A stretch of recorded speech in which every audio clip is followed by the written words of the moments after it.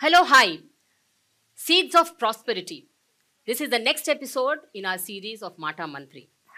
ఆంధ్రప్రదేశ్ వ్యవసాయ రంగంలో ఎలాంటి పెను మార్పులు వచ్చాయి?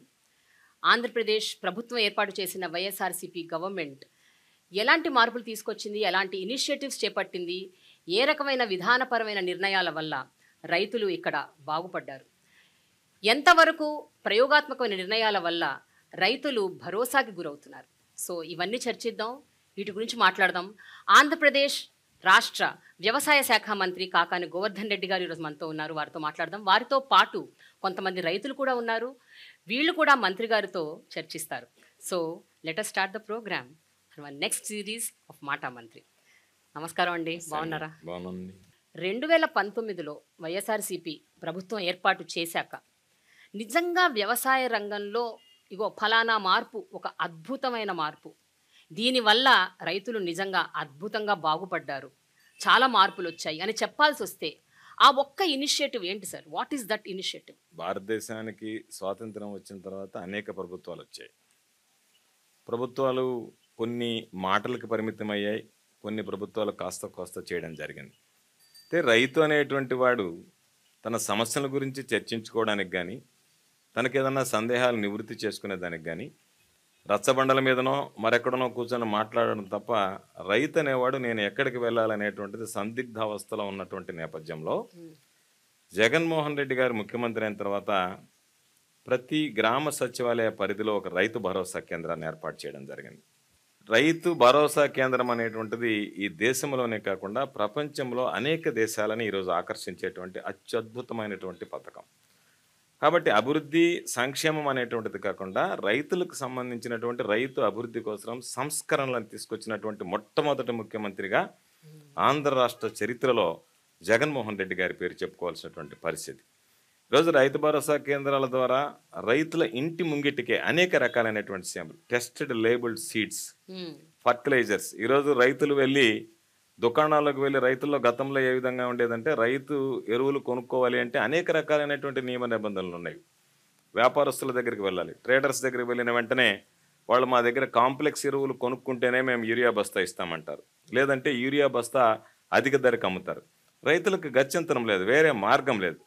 ఈరోజు రైతు నేరుగా రైతు భరోసా కేంద్రానికి వెళ్ళి తనకి ఏమి సీడ్ కావాలనో ఆర్డర్ చేసుకుంటున్నాడు, తనకి ఏమి ఎరువు కావాలనో ఆర్డర్ చేసుకుంటున్నాడు, తనకు సంబంధించినటువంటి సందేహాలు ఉంటే అక్కడ నమోదు చేస్తున్నాడు. దానికి సంబంధించి ఆర్బీకే ఛానల్ ద్వారా ఈరోజు ఎప్పటికప్పుడు రైతులకు సంబంధించినటువంటి ఆ సందేహాలని నిష్ణాతులైనటువంటి శాస్త్రవేత్తల ద్వారా నివృత్తి చేస్తున్నాం. రైతు భరోసా మాసపత్రిక ఉంది.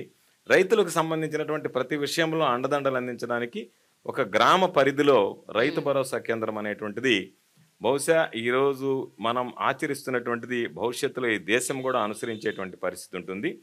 ఈ దేశాన్నే కాకుండా ప్రపంచ దేశాలను ఆకర్షించినటువంటి అద్భుతమైనటువంటి కార్యక్రమం మొట్టమొదటిగా మనం చెప్పుకోవాల్సినటువంటిది రైతు భరోసా కేంద్రాల స్థాపన అనేటువంటిది స్పష్టంగా ఈరోజు మనం మాట్లాడుకోవచ్చు. ఓకే, రైతు భరోసా కేంద్రాలు అసలు ఏర్పాటు చేయాలి అన్న ఒక థాట్ ఎలా వచ్చింది సార్? అంటే ఆ initiative is important, it is a need of the hour అని ఎందుకు అనిపించింది అసలు?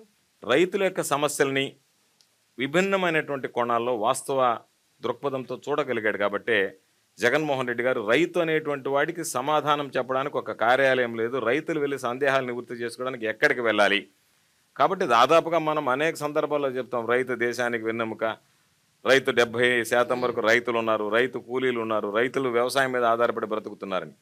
అటువంటి వ్యక్తులకు సంబంధించి వాళ్ళకు ఉన్నటువంటి సమస్యల పరిష్కరణకి ఏదైనా ఒక కార్యాలయం ఉండాలని ఒక సచివాలయ వ్యవస్థ తీసుకురావడంలోనే ఆయన విద్య, వైద్యం, వ్యవసాయం ఈ మూడు కేంద్ర బిందువులుగా ఆయన ఏర్పాటు చేసుకుని ప్రజలకు సంబంధించినటువంటి దాంట్లో రైతాంగానికి సంబంధించి ఎక్కడ సమస్యలు ఉండకూడదు అనేటువంటితో ఈరోజు రైతు భరోసా కేంద్రాలకు వెళ్తే ఆశ్చర్యం, సాధారణంగా ఉండేటువంటి రైతు నేరుగా కియోస్కో దగ్గరికి వెళ్ళి ఎవరిని అడగాల్సినటువంటి అవసరం లేకుండా తనకు కావాల్సినటువంటి ఫర్టిలైజర్ బుక్ చేసుకుంటాడు, ఫోన్పే చేస్తాడు, వెళ్ళిపోతాడు.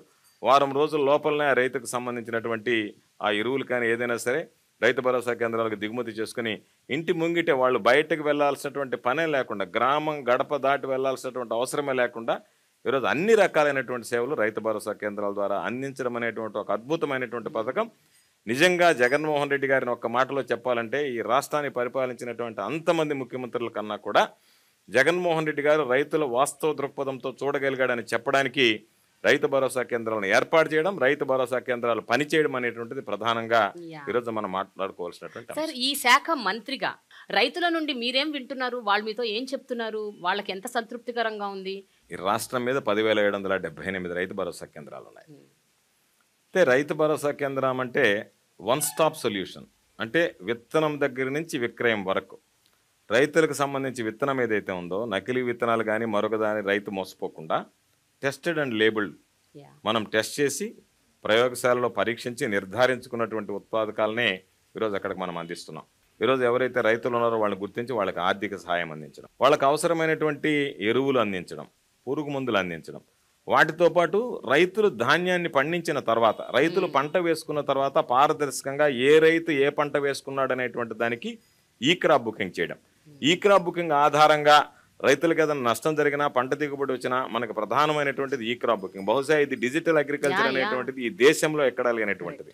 కాబట్టి ఈ క్రాప్ బుకింగ్ అయిపోయిన తర్వాత రైతు ఏ పంట వేశాడు, ఆ పంట ఏదైనా సరే ప్రకృతి వైపరీత్యాల వల్ల ఏదైనా నష్టం జరిగితే దానికి సంబంధించినటువంటి ఇన్పుట్ సబ్సిడీ ఇవ్వాలన్నా, వీటన్నిటిని అధిగమించి రైతు పంట దిగుబడి వచ్చిన తర్వాత రైతు దాన్ని విక్రయించాలన్నా సరే రైతు భరోసా కేంద్రాల ద్వారా, ఇంతకుముందు అయితే ప్యాడీ పర్చేజింగ్ సెంటర్స్ అని పెట్టేవాళ్ళు, అవి అక్కడక్కడ పెట్టి వదిలేసేవాళ్ళు. రైతులకు పాపం అక్కడికి వెళ్తే ట్రిప్ షీట్స్ జనరేట్ అయ్యేటువంటివి కాదు, తీసుకువెళ్ళలేక ఇబ్బందులు పడేవాళ్ళు. పేరుకు మాత్రం ఎమ్మెల్యేలు ఎంపీలు వెళ్ళి రిబ్బన్లు కత్తిరించి ఆర్భాటంగా ప్రకటించి వెళ్ళడం తప్ప అవి ప్రయోగాత్మకంగా పనిచేయలేదు. ఈరోజు రైతుకి ఏదైనా సమస్య వస్తే ఆ రోజు ఎవరి దగ్గరికి వెళ్ళి అడగాలనో తెలియనటువంటి పరిస్థితి. ఈరోజు నేరుగా రైతు భరోసా కేంద్రాల దగ్గరికి వెళ్ళి నా ధాన్యం నేను ఈరోజు విక్రయించాలి, ఏ విధంగా విక్రయించాలని చెప్పి ధైర్యంగా అడిగి వాళ్ళ ద్వారా ఆ ధైర్యాన్ని విక్రయించుకునేటువంటి ఆ మానసిక ధైర్యం రైతుకు ప్రసాదించినటువంటి ప్రభుత్వం.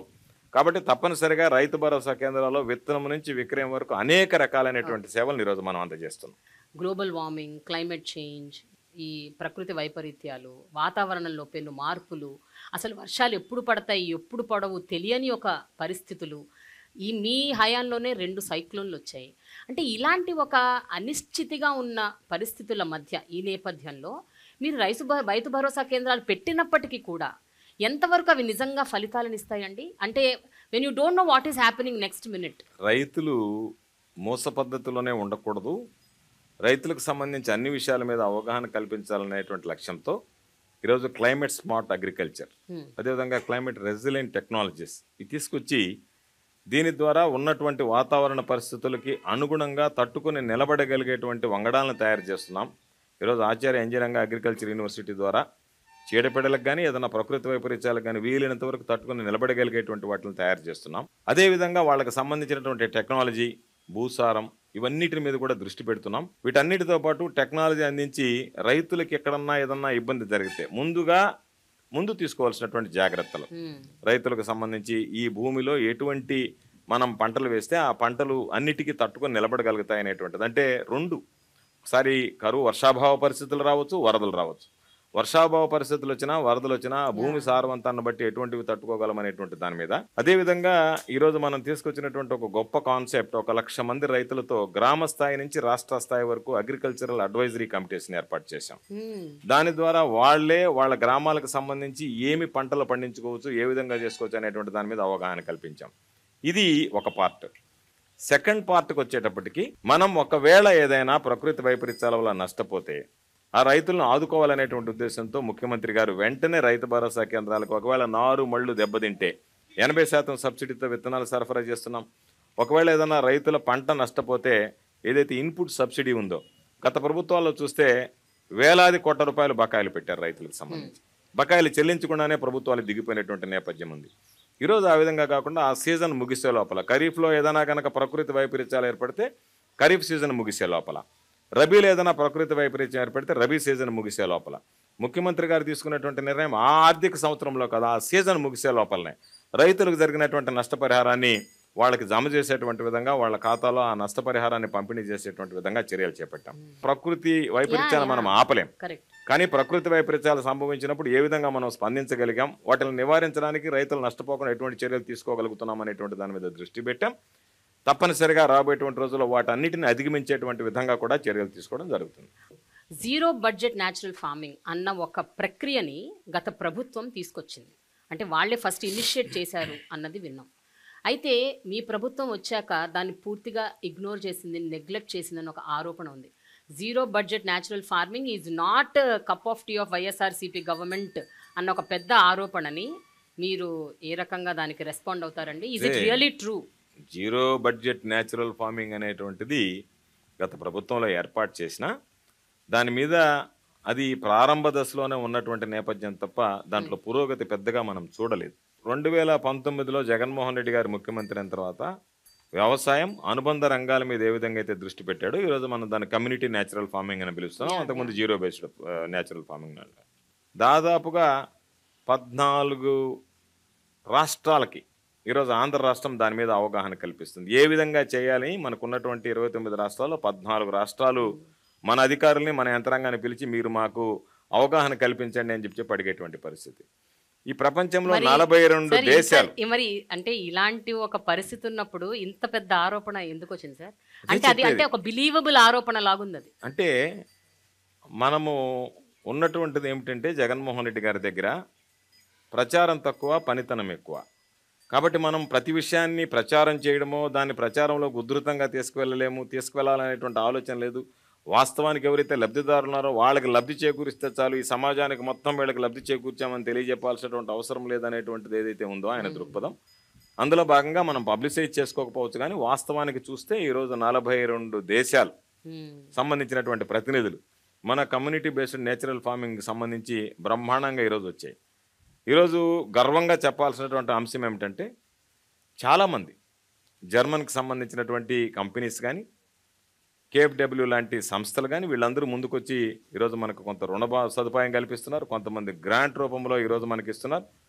దానికి సంబంధించి వాళ్ళు ఎవరొచ్చినా సరే మేము ఆంధ్ర రాష్ట్రానికి సంబంధించినటువంటి ఏదైతే ఈ ప్రకృతి వ్యవసాయం మీద ఆంధ్ర రాష్ట్రం దృష్టి పెడుతుందో దాన్ని మా దేశాల్లో కూడా విస్తరింపదేశం, మా దేశాల్లో కూడా ప్రారంభిస్తామని చెప్పి వాళ్ళు ఉత్సాహం చూపించడం, ఈరోజు వాళ్ళందరూ రావడం, ఎక్కడ లేనటువంటి విధంగా ఈరోజు మనం పులివెందుల్లో ఇడుపులపాయలో ఫార్మర్ సైంటిస్ట్ అనేటువంటి ఒక కార్యక్రమం ఏర్పాటు చేసాం. రైతే శాస్త్రవేత్త అని నమ్మినటువంటి ప్రభుత్వం కాబట్టి వాళ్ళకి కమ్యూనిటీ బేస్డ్ న్యాచురల్ ప్రోగ్రామ్ మీద ఒక కోర్స్ పెట్టాం. దాని ప్రకారం ట్రైనర్స్ వెళ్ళడం, చెప్పడం, ఈరోజు ఎక్కడన్నా వెళ్తే అన్ని వైపరీత్యాలకు తట్టుకొని నిలబడేటువంటి విధంగా ఈరోజు విస్తరించాం. దాదాపుగా 3600 రైతు భరోసా కేంద్రాల పరిధిలో ఈరోజు మన కమ్యూనిటీ న్యాచురల్ ఫార్మింగ్ కింద ప్రకృతి వ్యవసాయం చేసేటువంటి రైతులు ఉన్నారు. ఈరోజు వాళ్ళంతా వాళ్ళకి జరిగేటువంటి అవగాహన ప్రకారం అది విస్తరిస్తుంది. రాష్ట్ర ప్రభుత్వం అన్ని విధాలా చేయూతనిస్తుంది. అందువల్ల ఈరోజు వ్యాప్తి చెందినట్టుగా, వృద్ధి చెందినట్టుగా ప్రపంచానికే ఈ కమ్యూనిటీ బేస్డ్ న్యాచురల్ ప్రోగ్రాంలో ఆంధ్ర రాష్ట్రం ఆదర్శంగా నిలిచేటువంటి పరిస్థితి.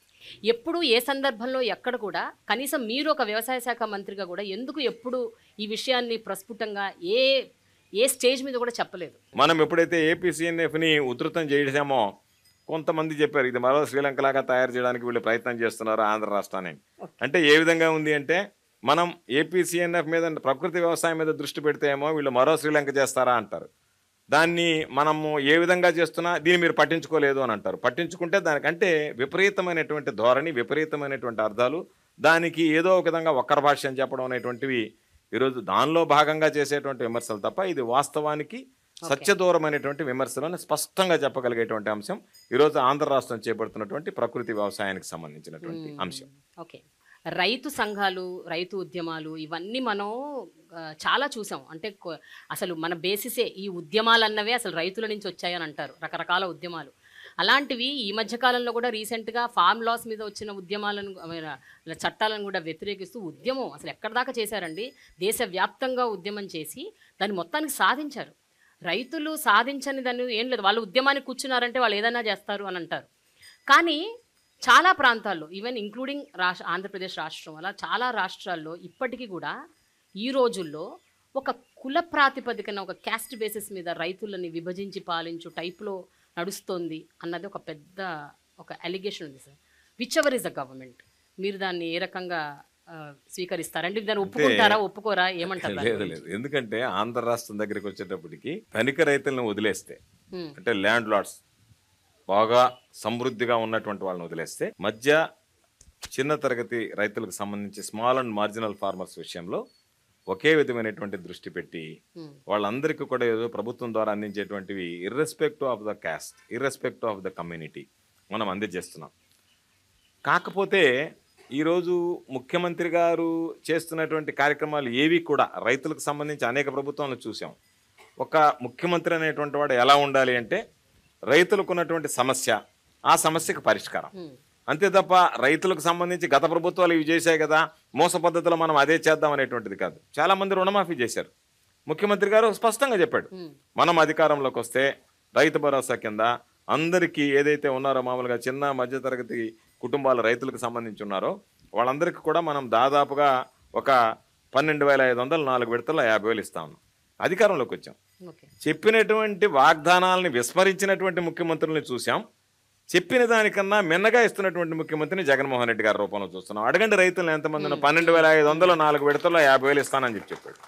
అధికారంలోకి వచ్చిన తర్వాత రుణమాఫీని నమ్మడం అంటే ఏదైతే సాధ్యమవుతుందో సాధ్యమయ్యేటువంటి మాట ఇవ్వాలి తప్ప సాధ్యం కానటువంటిది ఇచ్చి గత ప్రభుత్వం 87,000 కోట్ల రూపాయల రుణమాఫీ, దానికి సంబంధించి 24,000 కోట్ల రూపాయల వడ్డీ, అంటే 1,11,000 కోట్ల రూపాయలు. వాస్తవంగా ఉన్నటువంటి రుణం 87,000 కోట్లు, 24,000 కోట్లు, 1,11,000 కోట్లు.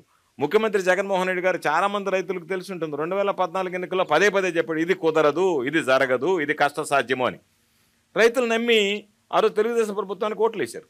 వచ్చిన తర్వాత మనం చూసాం 1,11,000 కోట్లు అయితే లాస్ట్కి 5 విడతలు అన్నారు, స్కేల్ ఆఫ్ ఫైనాన్స్ అన్నారు, 30,000 అన్నారు, విడతల తర్వాత చేసేసి కుటుంబానికి ఒకరికన్నారు, రకరకాలైన చెప్పి ఆ హామీని అమలు చేయకుండానే దిగిపోయినటువంటి నేపథ్యం. ఈరోజు మనం ఇస్తామని చెప్పాం. దాదాపుగా ఈరోజు 34,000 కోట్ల రూపాయలు రైతులకు సంబంధించినటువంటి రైతు భరోసా కింద అందించడం జరిగింది. కాబట్టి ఈ ప్రభుత్వానికి అన్ని విధాల అన్ని స్థాయిల్లో ఒక స్పష్టత ఉండే రైతాంగాన్ని గురించి, వ్యవసాయాన్ని గురించి. అందుకనే అందరినీ సమానంగా సమగ్రంగా, ఎవరు వీళ్ళు ధనికుడు పేదాని కాకుండా కులాలకు సంబంధం లేకుండా ఈరోజు అగ్ర కులాలకు సంబంధించినటువంటి వాళ్ళు కూడా స్మాల్ అండ్ మార్జినల్ ఫార్మర్స్ చాలా మంది ఉన్నారు. దాదాపుగా 60% మందికి ఎకరాకి తక్కువ భూములు ఉన్నటువంటి వాళ్ళు ఉన్నారు ఆంధ్ర రాష్ట్రంలో. అందరినీ సమాన దృష్టితో చూసాం కాబట్టే ఈరోజు 59,60,000 కుటుంబాలకి మనం వైఎస్ఆర్ రైతు భరోసా అందించగలిగాం. కాబట్టి ఇది ఒక మోడల్గా ఎవడైతే నీడి ఉందో, ఎవరికైతే మనం ఆర్థికంగా ఆదుకోవాల్సినటువంటి అవసరం ఉందో వాళ్ళని కులము మతం అనేటువంటిది లేకుండా అన్ని రకాలైనటువంటి కార్యక్రమాలు చేశాం. దాని ద్వారానే ఈరోజు రైతులు కూడా సంతృప్తిగా ఉండేటువంటి పరిస్థితి ఆంధ్ర రాష్ట్రంలో కనిపిస్తుంది. ప్రధానమైన ఆరోపణ అగైన్ ఏమిటి అంటే ఇంతమంది రైతులు ఉన్న ఈ రాష్ట్రంలో 70% మంది కౌలు రైతులు, కూలీ రైతులు ఉన్న ఈ రాష్ట్రంలో మీరు ఇచ్చే సంక్షేమ పథకాలు ఏవైతే ఉన్నాయో, ఇనిషియేటివ్స్ ఏవైతే తీసుకొచ్చారో, స్కీమ్స్ కానీ అవన్నీ కూడా ఈ బడా రైతులకి, యజమానుల రైతులకి వాళ్ళకే వెళ్తున్నాయి, వీళ్ళకి రావట్లేదు. మీరేమంటారు? అంటే వీళ్ళ ఈ మాటలన్నీ కూడా అర్ధరహితమైనటువంటివి. ఎందుకు వ్యాఖ్యలు అంటున్నానంటే, సాధారణంగా ఒక ఆలోచన ఉండేది ఈ ప్రభుత్వం ఏర్పడక ముందు, కౌలు రైతులకు సంబంధించి నేను కౌలు తీసుకున్నాను అన్నదానికి ఎవడో ఒకటి ధృవీకరించాలి. యజమానికి సంబంధం లేకుండా నువ్వు కౌలు తీసుకునేటువంటి అవకాశం లేదు, అది చెల్లదు. కాబట్టి ఆ యజమానులు మనం ఎవరికన్నా కౌలుకిస్తే దానికి సంబంధించినటువంటి ఆ భూమి మీద హక్కులు కోల్పోతామేమో అనేటువంటి భావం ఉండేది. దానికనే కౌలుదారుల చట్టం మనం 2019లో తీసుకొచ్చాం. ఒక ప్రత్యేకమైనటువంటి చట్టం తీసుకొచ్చాం. దాని ద్వారా భూ యజమాని కౌలుకిచ్చినా కూడా ఆయనకున్నటువంటి యాజమాన్య హక్కులు ఏమీ కూడా కోల్పోకుండా ఆ చట్టం నిర్దేశించింది. అందువల్ల ఎవరికైనా ఇవ్వచ్చు. కానీ చాలా మందిని మనం అవగాహన కల్పించాం. మొట్టమొదటి సంవత్సరం 2,70,000 మందికి మనం కౌలు రైతులకు ఇస్తే దాదాపుగా ఈరోజు రైతు భరోసా 5,90,000 మందికి ఇవ్వగలుగుతున్నాం. అంటే ఆ సంఖ్య పెరుగుతూ ఉంది, రైతుల్లో అవగాహన కలుగుతూ ఉంది. దాని ద్వారా ఇది ఒక ప్రయత్నం. అంతకుముందు అటువంటి ప్రయత్నాలు ఏమీ జరగలేదు. ఈరోజు CCRC కార్డ్స్ ఇస్తున్నాము అంటే ఆ చట్టాన్ని అనుసరించి ఇస్తున్నాం. ఆ చట్టం వల్ల మాకేమి ఇబ్బంది లేదు అని చెప్పిన ఎవరైతే అవగాహన కలిగినటువంటి రైతులు ముందుకు వచ్చి ఇస్తున్నారో వాళ్ళని చూసి మరికొంతమంది ఈరోజు ఇచ్చేటువంటి అవకాశం ఏర్పడింది. దానివల్ల ఈరోజు కౌలుదారుల సంఖ్య క్రమేపీ ప్రతి సంవత్సరం పెరుగుతూ ఉంది. అంటే మనం తీసుకుంటున్నటువంటి నిర్ణయాలు సత్ఫలితాలను ఇస్తున్నాయని చెప్పి ఎవడో ఒకటి చెప్తాడు, ఏదో ఒకటి మాట్లాడాలి కాబట్టి 15,000 కుటుంబాలు కౌలు కుటుంబాలు ఉన్నారు, వాళ్ళు ఉన్నారు, వీళ్ళు ఉన్నారు అని చెప్పి మాట్లాడతారు. ఇది ఏది చేసినా సరే ప్రజలకు సంబంధించి తీసుకున్నటువంటి నిర్ణయం అనేటువంటిది ప్రజలకు అకౌంటబిలిటీ ఉండాల్సినటువంటి అవసరం ఉంటుంది. ఈ అకౌంటబిలిటీ అంటే ఈ ట్రాన్స్పరెన్సీ ఎంతవరకు ఉంది సార్? అంటే ఇప్పుడు ఇందాక మీకు చెప్పాను, వీళ్ళందరికీ మీరు ఏవైతే పథకాలు అందజేస్తున్నారో వాళ్ళందరికీ చేరుతున్నాయి అనటానికి ఒక ట్రాన్స్పరెన్సీ ఏమైనా ఉందా? ఒక అకౌంటబిలిటీ ఉందా? అసలు ప్రతి విషయంలో అకౌంటబిలిటీ స్టార్టింగ్ ఫ్రమ్ అదే నేను చెప్పింది, ఎప్పుడు లేనటువంటిది. పంట ఏమి వేసాము దానికి సంబంధించినటువంటి ఈ క్రాప్ బుకింగ్ జరిగిపోయింది. ఈ క్రాప్ బుకింగ్ జరిగిపోయింది అంటే వెంటనే వాళ్ళకి సంబంధించినటువంటి వాళ్ళకి ఎలిజిబిలిటీని బట్టి వాళ్ళకి రైతు భరోసా వేసేస్తున్నాం. ఆ వేసే క్రమంలో 13,500 ఏదైతే జగన్మోహన్ రెడ్డి గారు ఇస్తున్నారో, కొంత పిఎం కిసాన్ కింద ఒక 6,000 వస్తే, రైతు భరోసా కింద 7,500 భరిస్తే, ఈ కౌలు రైతులకు సంబంధించినటువంటి దాంట్లో పిఎం కిసాన్ కింద కేంద్ర ప్రభుత్వం రూపాయి కూడా ఇవ్వదు, అనుభవదారులకు రూపాయి కూడా ఇవ్వదు. అదేవిధంగా దేవాదాయ భూములు చేసుకునేటువంటి వాళ్ళకి రూపాయి కూడా ఇవ్వదు, అటవీ హక్కుల చట్టం ఉన్నటువంటి వాళ్ళకి రూపాయి కూడా ఇవ్వదు. ఈ అటవీ హక్కులకు సంబంధించి కానీ, దేవాదాయ భూములకు సంబంధించినటువంటి కానీ, అనుభవంలో ఉన్నటువంటి భూములను సాగు చేసుకుంటున్నటువంటి వాళ్ళకి కానీ, కౌలుదారులకు కానీ మొత్తం ఈ 13,500 రూపాయలు రాష్ట్ర ప్రభుత్వమే భరిస్తుంది. కాబట్టి ఇదేదో నెగటివ్ ప్రచారం ఒకటి రావాలి, ఈ రైతులకు సంబంధించి ఎక్కువ దృష్టి పెడుతున్నారు, రైతుల్లో వీళ్ళ మైలేజ్ పెరుగుతుంది, గ్రాఫ్ పెరుగుతుంది, జగన్మోహన్ రెడ్డి గారి పట్ల ప్రేమాభిమానం ఉండకూడదు, వాళ్ళు ఏదో ఒక విధంగా రైతులకు సంబంధించి మీకు ఇది మంచి జరగలేదనేటువంటి ఒక మైండ్ సెట్లోకి వాళ్ళని తీసుకెళ్ళి వాళ్ళని ఈ ప్రభుత్వంకి వ్యతిరేకంగా మరలించాలనేటువంటి ప్రయత్నం అది సాధ్యమయ్యేటువంటి పనే కాదనేటువంటిది ఈ సందర్భంగా నేను తెలియజేస్తాను. రైతు అనగానే మనకి కొన్ని దశాబ్దాలుగా ఒక ఇమేజ్ ఉంది సార్ మన కళ్ళ ముందు. ఒక చిరిగిపోయిన బట్టలు వేసుకొని, బక్క చిక్కిపోయి, తిండి సరిగ్గా లేక, ఈ రకమైన ఇమేజ్ బయట అలాగే ఉంది, సినిమాల్లో కూడా అలాగే చూపిస్తారు. ప్రతి చోట రైతు అనగానే దిస్ ఇస్ ద ఇమేజ్. అంటే వాళ్ళు ఎప్పటికీ పేదరికంలోంచి బయటికి రారా అన్న ఒక క్వశ్చన్ మార్క్. రెండోది, కేవలం రైతు అనగానే ఒక మొగ రైతులే ఉన్నారా? ఆడవాళ్ళు కూడా ఈ మధ్య చాలామంది రైతులుగా వస్తున్నారు, ఎంతో అద్భుతంగా వాళ్ళు వ్యవసాయం చేస్తున్నారు, కానీ ఎక్కడ కూడా ఆ గుర్తింపు లేదు. ఆంధ్రప్రదేశ్ ప్రభుత్వం ఈ విషయంలో ఎలాంటి చర్యలు తీసుకుంది అంటే ఏం చెప్తారు మీరు? అంటే రైతు అనేటువంటి వాడు లాభ నష్టాలు అనేటువంటివి బేరీజు వేసుకోకుండా, నష్టపోయినా సరే మనం ఖాళీగా ఉండకూడదు, నష్టం వస్తుందన్నా సరే ఖాళీగా ఉండకూడదు, ఈ సమాజానికి పట్టెడు అన్నం పెట్టాలనే తాపత్రయపడేటువంటి వాడు రైతు. రైతు అనేటువంటి వాడు లేకపోతే 3 పూట్ల మన నోట్లోకి వేళ్ళు వెళ్ళవు. అటువంటి పవిత్రమైనటువంటి వృత్తిని చేసేటువంటి రైతు పట్ల అంకిత భావంతో ప్రభుత్వాలు పనిచేయాలనేటువంటి దాని మీద దృష్టి పెట్టాం. కాబట్టి ఈ రైతుకు సంబంధించి అన్ని రకాలైనటువంటి చర్యలు తీసుకుంటున్నాం. రైతు జీవన శైలిలో కూడా సాధారణ పౌరుడి శైలిలో ఏ విధంగా మార్పులు వస్తున్నాయి, అదేవిధంగా ఈరోజు మార్పులు తీసుకురావడం జరిగింది. మహిళా రైతుల దగ్గరకు వస్తే, ఈరోజు రైతులకి ఏ విధంగా అయితే మనం అన్ని కార్యక్రమాలు నెరవేరుస్తున్నామో, మహిళా రైతుల విషయంలో కూడా మహిళా రైతులకేమి వివక్షత చూపించడం లేదు, మహిళా రైతులు కూడా అన్ని అందిస్తున్నాం. దీనికి తోడుగా ఏదైనా సరే రైతు కుటుంబం నిద్రలేస్తే మహిళ పురుషుడు ఇద్దరు కలిసి వెళ్ళి వ్యవసాయం చేసుకుంటాడు. అందుకనే ఈ ప్రభుత్వం ఏర్పడిన తర్వాత ప్రత్యేకించి రైతులకు సంబంధించినటువంటి ప్రభుత్వ భూములు ఏదన్నా అసైన్మెంట్ పట్టాలు ఇవ్వాలి అంటే ఎవ్వరు కూడా మహిళా రైతుల పేరిట ఇస్తున్నాం తప్ప మగవారి పేరిట ఇవ్వడం లేదు. కాబట్టి ఒక విధంగా మహిళలకి గతంలో కన్నా ఈరోజు ప్రాధాన్యతని ఎక్కువ ఇచ్చాం అనేటువంటిది ధైర్యంగా చెప్పగలిగినటువంటి ప్రభుత్వం మన ప్రభుత్వం. రైతుల ఆర్థిక పరిస్థితి, వాళ్ళ స్థితిగతులు ఎప్పుడు మెరుగుపడతాయండి? రైతుల యొక్క ఆర్థిక పరిస్థితి అనేటువంటిది అనేక మల్టిపుల్ ఫ్యాక్టర్స్, అనేక రకాలైనటువంటి, మనం ముందు మాట్లాడుకున్నట్టుగా తనకున్నటువంటి భూమి యొక్క సారవంతం, తనకున్నటువంటి నీటి లభ్యత, తనకు వచ్చేటువంటి నీరు, తాను పండించేటువంటి పంట, ఆ పంటకు సంబంధించినటువంటి గిట్టుబాటు ధర, ఆ మార్కెటింగ్లో ఆ పంటకు సంబంధించి. కాబట్టి ఇవన్నీ ఫ్యాక్టర్స్ ఉన్నటువంటి పరిస్థితుల్లో రైతులకు సంబంధించి గిట్టుబాటు ధర మనం ముందే మాట్లాడుకున్నట్టుగా గిట్టుబాటు ధర కల్పించాలనేటువంటి ఆలోచనతో కేంద్ర ప్రభుత్వం గిట్టుబాటు ధర ఈరోజు చెప్తుంది. అనేక పంటలకి, ఈరోజు మిర్చికి కానీ, పసుపుకి కానీ, వీటన్నిటికీ కేంద్ర ప్రభుత్వం నోటిఫై చేయనటువంటి పంటలకి, 6 పంటలకి, ఉద్యానవన పంటలకి ఈరోజు జగన్మోహన్ రెడ్డి గారు రైతులకు సంబంధించినటువంటి గిట్టుబాటు ధర కల్పించాం. మార్కెట్ ద్వారా కొనుగోలు చేస్తున్నాం, సివిల్ సప్లైస్ కార్పొరేషన్ ద్వారా కొనుగోలు చేస్తున్నాం. ఈరోజు ఎవరైనా సరే ఈ ధాన్యానికి సంబంధించి కానీ, పంటకు సంబంధించి కానీ రేటు పడిపోతుంది అంటే వెంటనే మార్కెట్ జోక్యం చేసుకుంటున్నాం. రైతుల దగ్గర నుంచి అన్ని పంటలు, ఏ పంట అయితే ఉందో ఆ పంటలు కొనుగోలు చేస్తున్నాం, నష్టాన్ని భరిస్తున్నాం, అన్నిటిని భరించే రోజు రైతులకు అండగా నిలుస్తున్నాం. 3,000 కోట్ల రూపాయల ధరల స్థిరీకరణ నిధి ఏర్పాటు చేశాం. దాని ద్వారా 3,000 కోట్ల రూపాయలు కాదు కదా, ముఖ్యమంత్రి గారు చెప్పేది 6,000 కోట్ల రూపాయలైనా సరే రైతులకు సంబంధించినటువంటి ధాన్యం కొనుగోలులో మీరు వెనకాడకండి అని చెప్పడం జరిగింది. ఈ ఫలితాలన్నిటి వల్ల రైతుల యొక్క జీవన ప్రమాణాలు కానీ, వాళ్ళకు వచ్చేటువంటి లాభాలు కానీ మెరుగుపడుతున్నాయి. కాబట్టి తప్పనిసరిగా రాబోయేటువంటి రోజుల్లో నేను ఆశిస్తున్నా వీటన్నిటిని అధిగమించి రైతు అనేటువంటి వాడు తనకి గిట్టుబాటు ధర పొందడానికి కానీ, పంటలకు సంబంధించినటువంటి మనం ముందు మాట్లాడుకున్నట్టుగా రైతు భరోసా కేంద్రాల ద్వారా అవసరమైనటువంటి తీసుకోవడానికి కానీ ఇబ్బందులు లేకుండా అన్ని రకాల చర్యలు తీసుకున్నాం. దీనిలో ప్రధానమైనటువంటిది ఫ్రీ క్రాప్ ఇన్సూరెన్స్. దేశంలో ఎక్కడ లేనటువంటి విధంగా ఉచిత పంటల బీమా తీసుకొచ్చాం. ఉచిత పంటల బీమా తీసుకొచ్చిన తర్వాత కేంద్ర ప్రభుత్వం ప్రధానమంత్రి ఫసల్ బీమా యోజన కింద ఒక వంతు భరిస్తుంది, రాష్ట్ర ప్రభుత్వం ఒక వంతు భరిస్తుంది, రైతు ఒక వంతు భరించాలి. ఇంతవరకు ముఖ్యమంత్రిగా జగన్మోహన్ రెడ్డి గారు బాధ్యతలు స్వీకరించినంత వరకు కేంద్ర ప్రభుత్వం వాటా, రాష్ట్ర ప్రభుత్వం వాటా భరించేవాడు, రైతులు ముందుకొచ్చి వాటా భరించాలి. కానీ రైతులు చాలామందికి అవగాహన లేదు. ఎంతమందికి ఇచ్చారు? ఎవడైనా క్రాప్ లోన్ తీసుకుంటే ఆ క్రాప్ లోన్ రికవరీ చేసుకోవడానికి ఆ బ్యాంక్ అధికారులకు ఇబ్బంది అవుతుంది కాబట్టి ఆ బ్యాంకు వాళ్ళ చేత ఇన్సూరెన్స్ కట్టించేది. ఈరోజు మనం ఫ్రీ క్రాప్ ఇన్సూరెన్స్ తీసుకొచ్చిన తర్వాత ఈ దేశంలోనే మొట్టమొదటి రాష్ట్రం ఈ దేశంలోనే జగన్మోహన్ రెడ్డి గారు తీసుకున్నటువంటి ఉచిత పంటల బీమా ద్వారా రైతు అనేటువంటి వాడు రూపాయి చెల్లించాల్సినటువంటి అవసరమే లేకుండా పండించినటువంటి పంట ఈ క్రాప్ బుకింగ్ అయిపోయిన వెంటనే రైతు కట్టాల్సినటువంటిది ప్రభుత్వం కడుతుంది, రాష్ట్ర ప్రభుత్వం కడుతుంది. రాష్ట్ర ప్రభుత్వం కడుతుంది. దీనిలో కేంద్ర ప్రభుత్వం కొన్ని అభ్యంతరాలు చెప్పడం జరిగింది. ఏమని? కొంతమంది వెబ్లాండ్లో లేనటువంటి వాళ్ళు సాగు చేసుకుంటున్నారు, వాళ్ళందరికీ మేము ఇవ్వము కాబట్టి అనంటే యూనివర్సలైజేషన్ కింద ముఖ్యమంత్రి గారు పంట వేసుకునేటువంటి ప్రతి రైతుకి ఇవ్వాలి అని అన్నారు. కేంద్ర ప్రభుత్వం దానికి ఒప్పుకోలేదు. కేంద్ర ప్రభుత్వం ఒప్పుకోకపోతే రాష్ట్ర ప్రభుత్వానికి కట్టేటువంటి దాంట్లో భారం 1/3 వంతు కేంద్ర ప్రభుత్వం భరిస్తుంది. ఆ 1/3 వంతు కూడా మాకు అవసరం లేదని మొట్టమొదటిగా 100% అంటే రైతుల ప్రయోజనాలు మాకు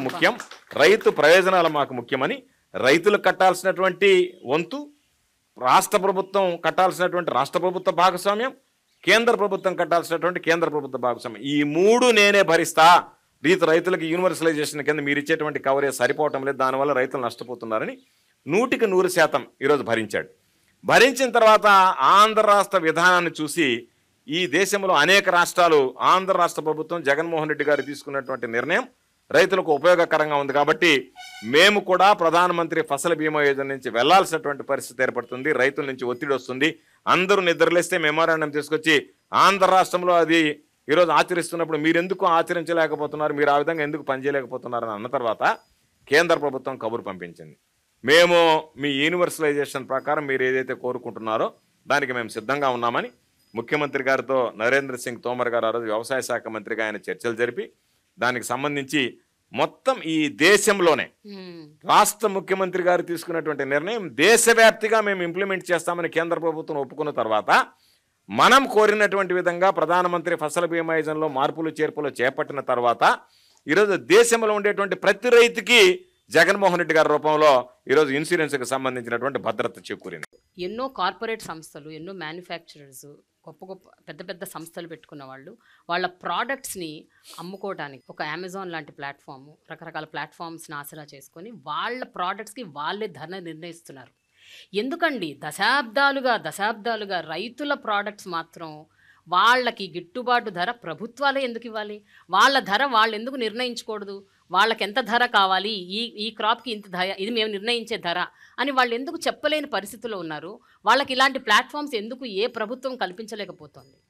రైతులకు సంబంధించి గిట్టుబాటు ధర అనేటువంటిది ప్రభుత్వ బాధ్యత ఏమిటంటే మినిమం కనీస మద్దతు ధర. గిట్టుబాటు ధర అంటే రైతు నష్టపోకుండా, రైతుకి ఏదైనా నష్టం జరిగేటప్పుడు కనీస మద్దతు ధర. దాని మీద రైతు ఎంత పండించుకున్నటువంటి పంటకి ఎంత డిమాండ్ చేసినా దానికి సంబంధించినటువంటి ఏమి ఎక్కడ ఆంక్షలు లేవు. అయితే ఇక్కడ ఉన్నటువంటిది ఏమిటంటే చిన్న సన్నకారు రైతులు అయ్యారు. పాపం వీళ్ళు ఒక ఎకరాలో పండించుకున్నటువంటి పంటని మార్కెటింగ్ చేసుకోవాలంటే సౌలభ్యం కష్టం. దానికే మార్కెట్ కమిటీలు తీసుకొచ్చాం. ప్రతి నియోజకవర్గానికి ఒక మార్కెట్ కమిటీ పెట్టాం. ఏ విధంగా అయితే అమెజాన్ లాంటివి మార్కెట్ చేయగలుగుతున్నాయి ఆ విధంగా ఈ ప్లాట్ఫామ్ అని చెప్పి ఇనాం పేరుతో మనం ఈ సర్వీసెస్ ప్రొవైడ్ చేస్తున్నాం వాళ్ళకి. వీటన్నిటితో పాటు ఈ ప్రపంచంలో గ్లోబలైజేషన్ కానీ గ్లోబల్ మార్కెట్తో వాళ్ళు కాంపిటేట్ చేయడానికి కానీ వాళ్ళకు ఉన్నటువంటి ప్రోడక్ట్స్ చిన్న రైతుల దగ్గర కొనడానికి ఫార్మర్ ప్రొడ్యూస్ ఆర్గనైజేషన్స్ని తీసుకొచ్చాం. ఆ ఎఫ్పిఓస్ని స్ట్రెంగ్తన్ చేస్తున్నాం. ఈ దేశంలో సంఘబంధాలను ఏ విధంగా అయితే మనం ఈరోజు తీసుకొచ్చామో ఆ స్థాయికి ఎఫ్పిఓస్ని కనుక మనం బలోపేతం చేయగలిగితే వాళ్ళు నేరుగా రైతుల దగ్గర ఉన్నటువంటి ప్రోడక్ట్ని మంచి రేటు కొనడం, వాళ్ళు నిలువ ఉంచుకోవడం, ఆ నిలువ ఉంచుకున్నటువంటి ప్రోడక్ట్ని అమ్ముకోవడం. కాబట్టి జగన్మోహన్ రెడ్డి గారు కేవలం వ్యవసాయానికి సంబంధించింది ఇచ్చేసామని చేతులు దులుపుకోవడం లేదు. మల్టీపర్పస్ ఫెసిలిటీ సెంటర్స్ పెట్టాం. గ్రామానికి సంబంధించి రైతు భరోసా కేంద్రానికి అనుసంధానంగా గోడౌన్లు నిర్మిస్తున్నాం. రైతులకు గిట్టుబాటు ధర లేకపోతే గోడౌన్లో వాళ్ళు నిలువ ఉంచుకునేటువంటి సౌకర్యం కల్పించాం. దానితో పాటు రైతులకు సంబంధించి వాళ్ళు అమ్ముకునే దాని మీద బ్యాంక్ లోన్ ఇచ్చేటువంటి అవకాశం కల్పించాం. వాళ్ళు ఇచ్చినటువంటి దాన్ని ఏదైతే పంటలు నిలువ ఉంచుకునేటువంటి దాని మీద. వీటన్నిటితో పాటు ఈరోజు ఎక్కడైనా ఏదన్నా ఇబ్బంది జరిగితే మనం రేట్లు పెరిగేటప్పుడు 2 రకాలైనటువంటి చర్యలు ఈ ప్రభుత్వం తీసుకుంటుంది. ఒకటి, ధరలు రైతుకి నష్టం జరగకూడదు, రైతుకు లాభం కలగాలి, కానీ మరలా వినియోగదారుడి మీద భారం పడకూడదు అనేటువంటిది ప్రధానమైనటువంటిది. మీరు ఉదాహరణకు చూస్తే చాలా ఉదాహరణలోనే ఒక ఉదాహరణ చెప్తాను. లాస్ట్ సీజన్లో మనం టమాటా చూసాం. టమాటా 148 రూపాయల వరకు వెళ్ళింది. ఇప్పుడు 148 రూపాయలకు వెళ్ళినటువంటి టమోటా 148 రూపాయలకు వెళ్ళేటప్పుడు వినియోగదారుడి మీద భారం పడుతుంది. వినియోగదారుడు టమాటా కావాలంటే కష్టపడతాడు. ప్రభుత్వం యొక్క బాధ్యత ఏంది? అవును, మీరు రైతుకు తక్కువ ఉన్నప్పుడు తక్కువ ఇచ్చారు, ఎక్కువ ఇచ్చినప్పుడు ఎక్కువ ఇచ్చాను తప్పుకోవచ్చు. కానీ ఆ రోజు ప్రభుత్వం జోక్యం చేసుకుని వినియోగదారుడి మీద భారం పడ్డప్పుడు 148 రూపాయలకు కొని 50 రూపాయలకు మనం రైతు బజార్లో విక్రయించాం. ఆ నష్టాన్ని ప్రభుత్వం బుక్ చేసింది. నేను మదనపల్లిలో ఉన్నటువంటి టమాటా మార్కెట్ ఆసియాలోనే అతిపెద్ద మార్కెట్. దానికి వెళ్ళాను నేను. అక్కడ ఉన్నటువంటి వ్యాపారస్తులు, రైతులు అందరూ వస్తారు. అక్కడికి వేలాది మంది రైతులు వస్తారు. వాళ్ళతో మాట్లాడాం. వాళ్ళు చెప్పినటువంటి మాట, ఇంతవరకు అనేక ప్రభుత్వాలు వచ్చాయి, టమాటా రేటు 50 దాటింది అంటే అందరు అధికారులు వచ్చేస్తారు, ప్రజాప్రతినిధులు వస్తారు, మా మీద ఒత్తిడి తెస్తారు.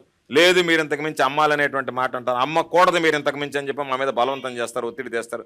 సార్ నష్టం వచ్చినప్పుడు నష్టపోతున్నాం, లాభం వచ్చినప్పుడు అమ్ముకుంటామంటే లేదు, కుదరదు, మీరు ఇంతకే అమ్మాలి అని చెప్పి చివరికి మా తోటల దగ్గర కూడా ఆంక్షలు విధించినటువంటి సందర్భాలు ఉన్నాయి. మొట్టమొదటిసారిగా జగన్మోహన్ రెడ్డి గారు ముఖ్యమంత్రిగా మాకు ఎంత రేటు వస్తే మార్కెట్లో ఆ రేటుకు కొని నష్టాన్ని భరించి వినియోగదారుడికి ఇచ్చినటువంటి ప్రభుత్వం ఏదన్నా ఉందంటే అది జగన్మోహన్ రెడ్డి గారి ప్రభుత్వం అని స్పష్టంగా మదనపల్లికి వెళ్ళినప్పుడు ఆ మార్కెట్లో ఉన్నటువంటి రైతులు చెప్పడం జరిగింది.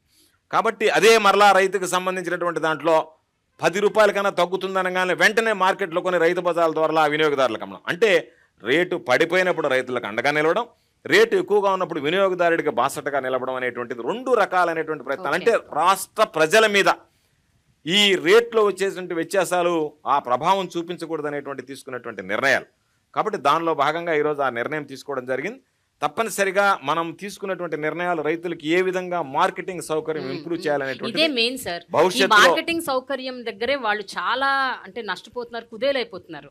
ఎన్నో పంటలు కేవలం ఇంకా ప్రభుత్వ మినిమం ప్రైస్ మీద ఆధారపడాల్సి వచ్చిన పరిస్థితి వచ్చినప్పుడల్లా రైతులు చాలా నష్టపోతున్నారు. అందుకనే ఎఫ్పిఓస్కి బ్యాంక్స్ లోన్స్ ఇస్తున్నాయి, ప్రభుత్వం అండగా నిలుస్తుంది. నా అధీనంలో ఉన్నటువంటి కోఆపరేటివ్ సెంట్రల్ బ్యాంక్స్ ఉన్నాయి, మా ప్రభుత్వంలోనే ఉన్నాయి, మా ప్రభుత్వ రంగ సంస్థ.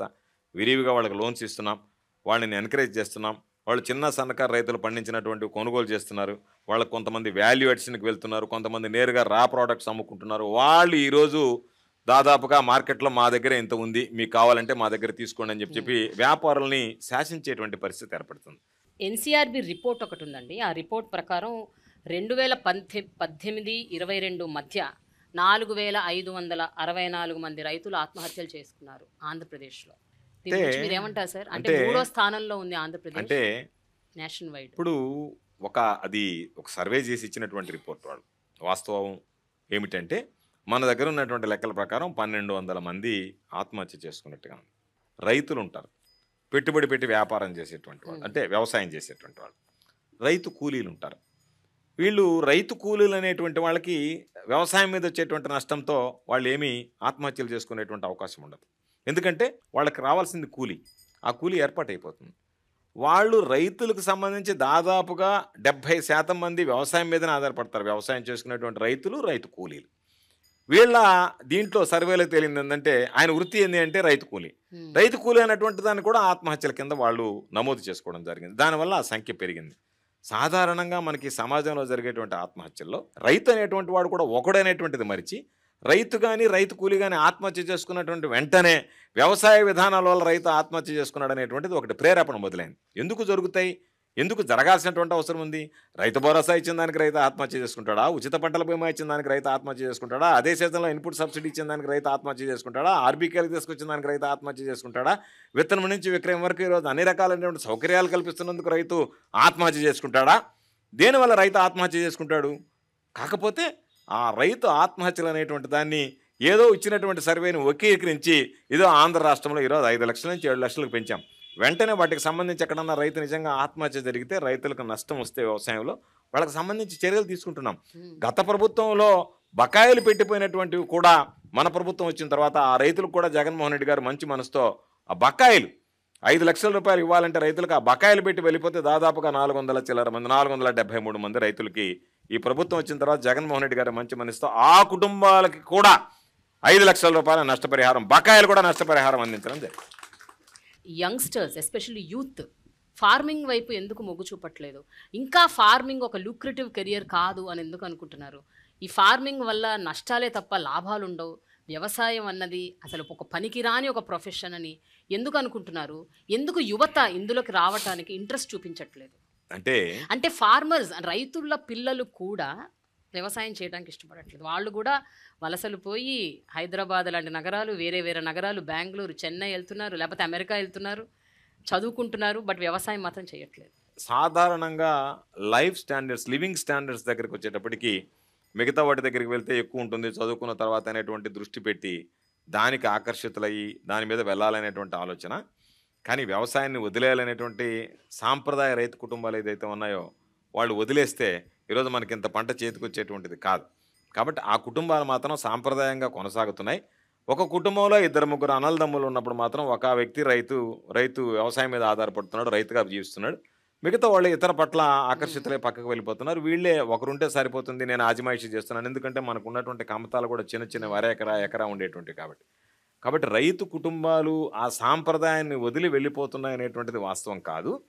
కానీ మొత్తం కుటుంబం దాని మీద ఆధారపడకుండా ఆ కుటుంబంలో ఉన్నటువంటి కొంతమంది సభ్యులు మాత్రం దాంట్లో భాగస్వాములు కావడం, ఇతరత్ర వ్యాపారాలు కానీ ఇతరత్ర ఉద్యోగోపాధి అవకాశాలను వెతుక్కుంటూ పోవడం అనేటువంటి జరుగుతుంది. జనాభా పెరిగే కొంది రైతుల సంఖ్య, రైతు కుటుంబాలు కూడా పెరుగుతున్నాయి. కాబట్టి ఇన్ని రివల్యూషనరీ ఇనిషియేటివ్స్ తీసుకొచ్చినప్పుడు యంగ్స్టర్స్ ని మీరు ఎందుకు మోటివేట్ చేయలేకపోతున్నారు టువర్డ్స్ అగ్రికల్చర్? అంటే ఈరోజు మనం ఆలోచన చేయాల్సింది, జనాభా పెరుగుతుంది, భూమి పెరగదు. భూమి చూస్తే ఒక పక్క సముద్రం, ఒక పక్క కొండలు అన్నీ పోయిన తర్వాత మనం ఉండేటువంటిది లిమిటెడ్ ఏరియా. దాంట్లో ఆవాస యోగాలు అన్నీ మామూలుగా మన నివాస స్థలాలన్నీ పెరిగిన తర్వాత దానికి సరిపడా రైతులు ఉన్నారు. దానికి మించి రైతులు వస్తే వాళ్ళకి వ్యవసాయం అనేటువంటిది లాభసాటిగా ఉండేటువంటి పరిస్థితి కూడా ఉండదు. ఆ కుటుంబం అంతా దాని మీదనే ఆధారపడితే వాళ్ళకు వచ్చేటువంటి రెవెన్యూ, వాళ్ళకు ఉండేటువంటి పరిస్థితులు. కాబట్టి జనాభా పెరిగినట్టుగా భూమి పెరిగేటువంటి అవకాశం లేదు. కాబట్టి భూమిని నమ్ముకున్నటువంటి రైతు భూమిని నమ్ముకునే ఉన్నాడు. పెరిగినటువంటి జనాభాకి అనుగుణంగా వాళ్ళు మిగతా వాటికి డైవర్ట్ అవుతున్నారు తప్ప వ్యవసాయం మాకొద్దు, ఈ సాంప్రదాయం మాకొద్దు అనేటువంటి పరిస్థితి లేదు. ఆంధ్ర రాష్ట్రంలో ఇప్పుడుండేటువంటి ప్రభుత్వంలో ఈ పరిస్థితుల్లో రైతు అనేటువంటి వాడు సాంప్రదాయ వృత్తిని వదిలి బయటకు వెళ్ళేసేటువంటి పరిస్థితులు రావని నేను భావిస్తున్నాను. సార్, గత కొన్నేళ్లుగా కదిలిస్తే ఏ పొలిటికల్ పార్టీ అయినా మాట్లాడేది పోలవరం ప్రాజెక్ట్. ఇప్పుడు అదే ఒక ఎలక్షన్ ప్రాపగండా, ఎలక్షన్ ఎజెండా. ఈ ఒక ఎలక్షన్ని అటు ఇటు తారుమారు చేసేది పోలవరం ప్రాజెక్ట్ అని అంటున్నారు. సో మీరు ఎంతవరకు దీని విషయంలో ఏకీభవిస్తారు? అండ్ ఈ ప్రాజెక్టులు ఎప్పుడు సార్ కంప్లీట్ అవుతాయి? ఇప్పుడు 4-5 ప్రాజెక్టులు ఇంకా పెండింగ్లోనే ఉన్నాయి. Polavaram is on the top level, అందరూ దానికోసం వెయిట్ చేస్తున్నారు. ఎస్పెషలీ రైతులు చాలా బెనిఫిట్ అవుతారు ఈ ప్రాజెక్టులన్నీ కంప్లీట్ అవుతాయి. మీరేమంటారు సార్ దీని విషయంలో? ఎక్కడ దాకా వస్తుంది దీని విషయం? ఈ రాష్ట్రంలో ఇరిగేషన్ రంగానికి ప్రాణం పోసినటువంటి మహనీయుడు రాజశేఖర రెడ్డి గారు. రాజశేఖర రెడ్డి గారికి ముందు ఇరిగేషన్ రంగానికి సంబంధించి ఎవ్వరూ ఆలోచన చేయలేదు. అయితే మనం తీసుకున్నటువంటి ఈ మాట మంత్రి కార్యక్రమంలో రాజకీయ జోక్యంతో నేను మాట్లాడటం లేదు, కానీ వాస్తవ దృక్పథంతో మనం చూడాల్సినటువంటి పరిస్థితులు ఉన్నాయి. చంద్రబాబు నాయుడు గారు చెప్పాడు, ప్రాజెక్టులు నిర్మిస్తే దాని మీద పెట్టుబడి పెట్టడం తప్ప రూపాయి రాబడి ప్రభుత్వానికి రాదు. అంటే రైతులకు సంబంధించి, వ్యవసాయానికి సంబంధించి, రైతు జీవన ప్రమాణాలు పెంచడానికి అవసరమైనటువంటి నీటిపారుదల రంగంలో నిధులు వెచ్చిస్తే అవి వృధా అయిపోతాయి, ఇది పెట్టుబడి రాదు, దాని మీద ప్రొడక్టివిటీ ఉండదు అని చెప్పినటువంటి వ్యక్తి. ఈరోజు ఆ ప్రభుత్వం తీసుకున్నటువంటి అనేక రకాలైనటువంటి లోపాలు ఈరోజు రైతుల పాలిట శాపాలుగా పరిణమిస్తున్నాయి. అంటే అసలు మనకు సంబంధం లేనటువంటి అంశం. రాష్ట్ర విభజనలో పోలవరం జాతీయ హోదా కల్పిస్తూ కేంద్ర ప్రభుత్వమే మేము నిర్మించిస్తాను అని చెప్పింది.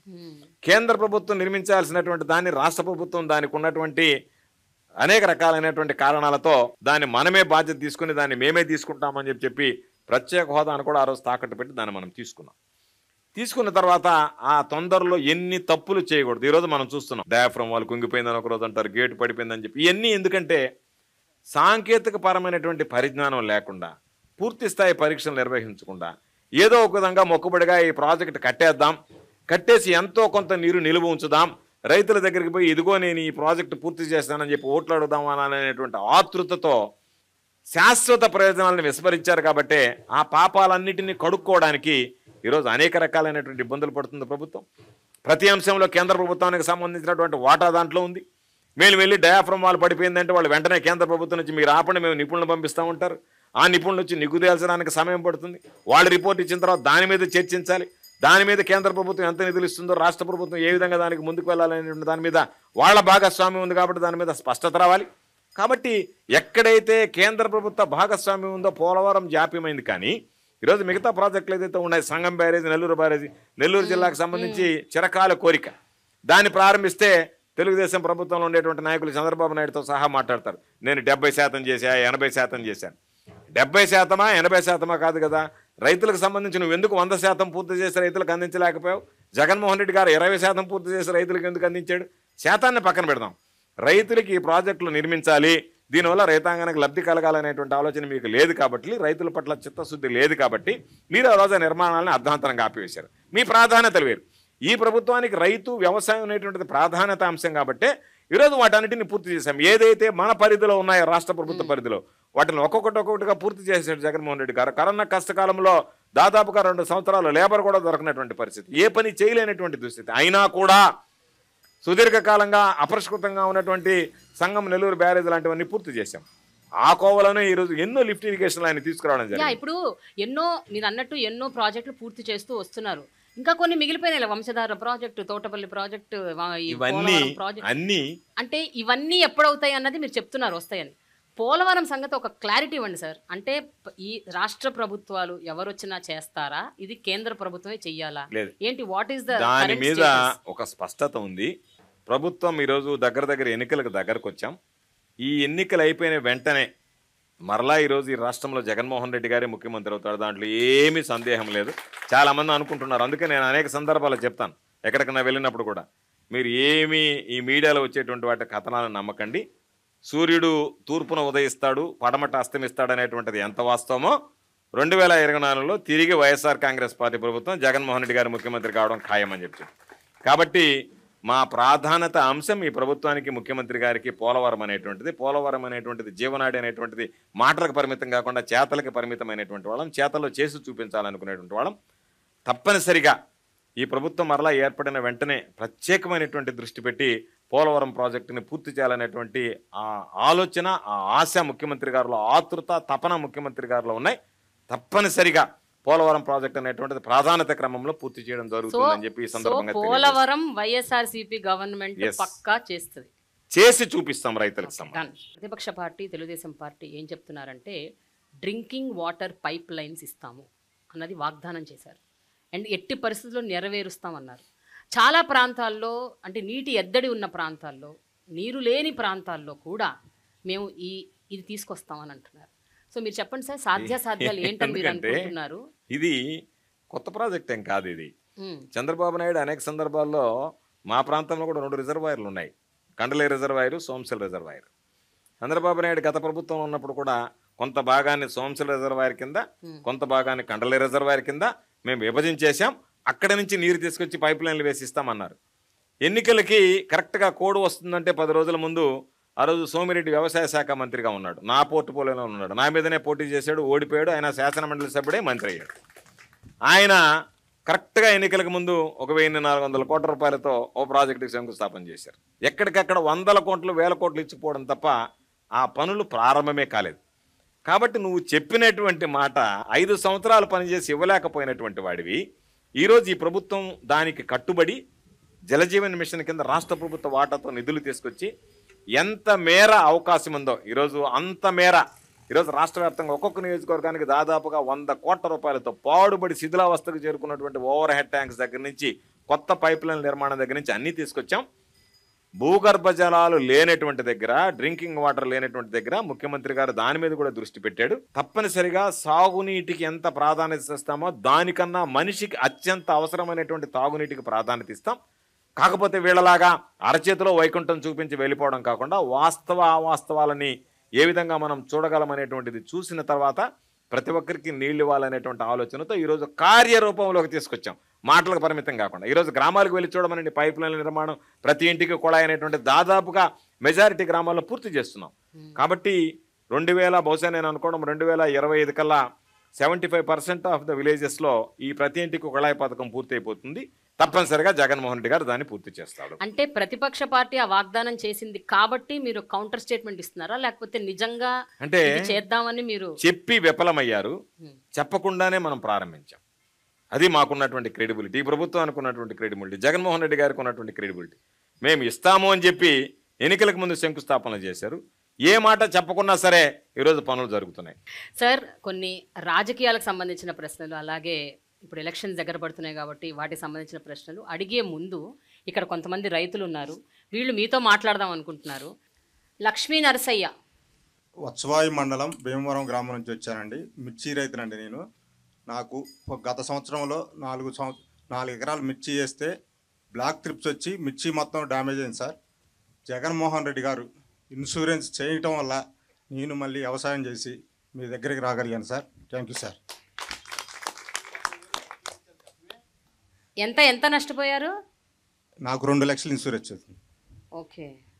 ఎప్పుడు కూడా ఏ ప్రభుత్వం ఇవ్వనంట దాదాపుగా 2987 కోట్లు ఒక్క సంవత్సరంలో ఇచ్చినటువంటి ఇన్సూరెన్స్ మొత్తం 2987 కోట్లు. ఏ ప్రభుత్వం ఒక్క సంవత్సరం కాదు 4 సంవత్సరాలు 5 సంవత్సరాల కార్బన్ మిత్రులు కూడా ఇవ్వనంత.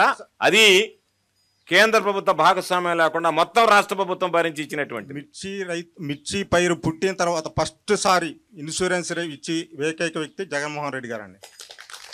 ఎస్. ఓకే. బొమ్మారెడ్డి, మాది కృష్ణా జిల్లా కంకిపాడు మండలం చలేంద్రపాలెం గ్రామం.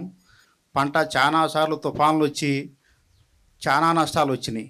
కానీ జగన్మోహన్ రెడ్డి గారు వచ్చిన తర్వాత ₹1,00,000 పొసుకేస్తే రైతులు ఇదేంటి ₹1,00,000 మా పేరు పడతాం ఏంటి బ్యాంకులో అని ఆశ్చర్యపోయారు. మాగాటికి ₹6,000 వేశారు చిన్నగా గాలి వచ్చి పడిపోతే. ఇదేంటి ₹6,000 మా అకౌంట్లో పడినాయి, ఇది జగన్మోహన్ రెడ్డి గారు వేశారా, అసలు ఏంటి ఇదంతా, అసలు ఏంటి జగన్మోహన్ రెడ్డి ₹1,00,000 అర్థం ఏంటి పొసుకు, అసలు అరటికి పడిపోతే ₹10,000 వేశారు.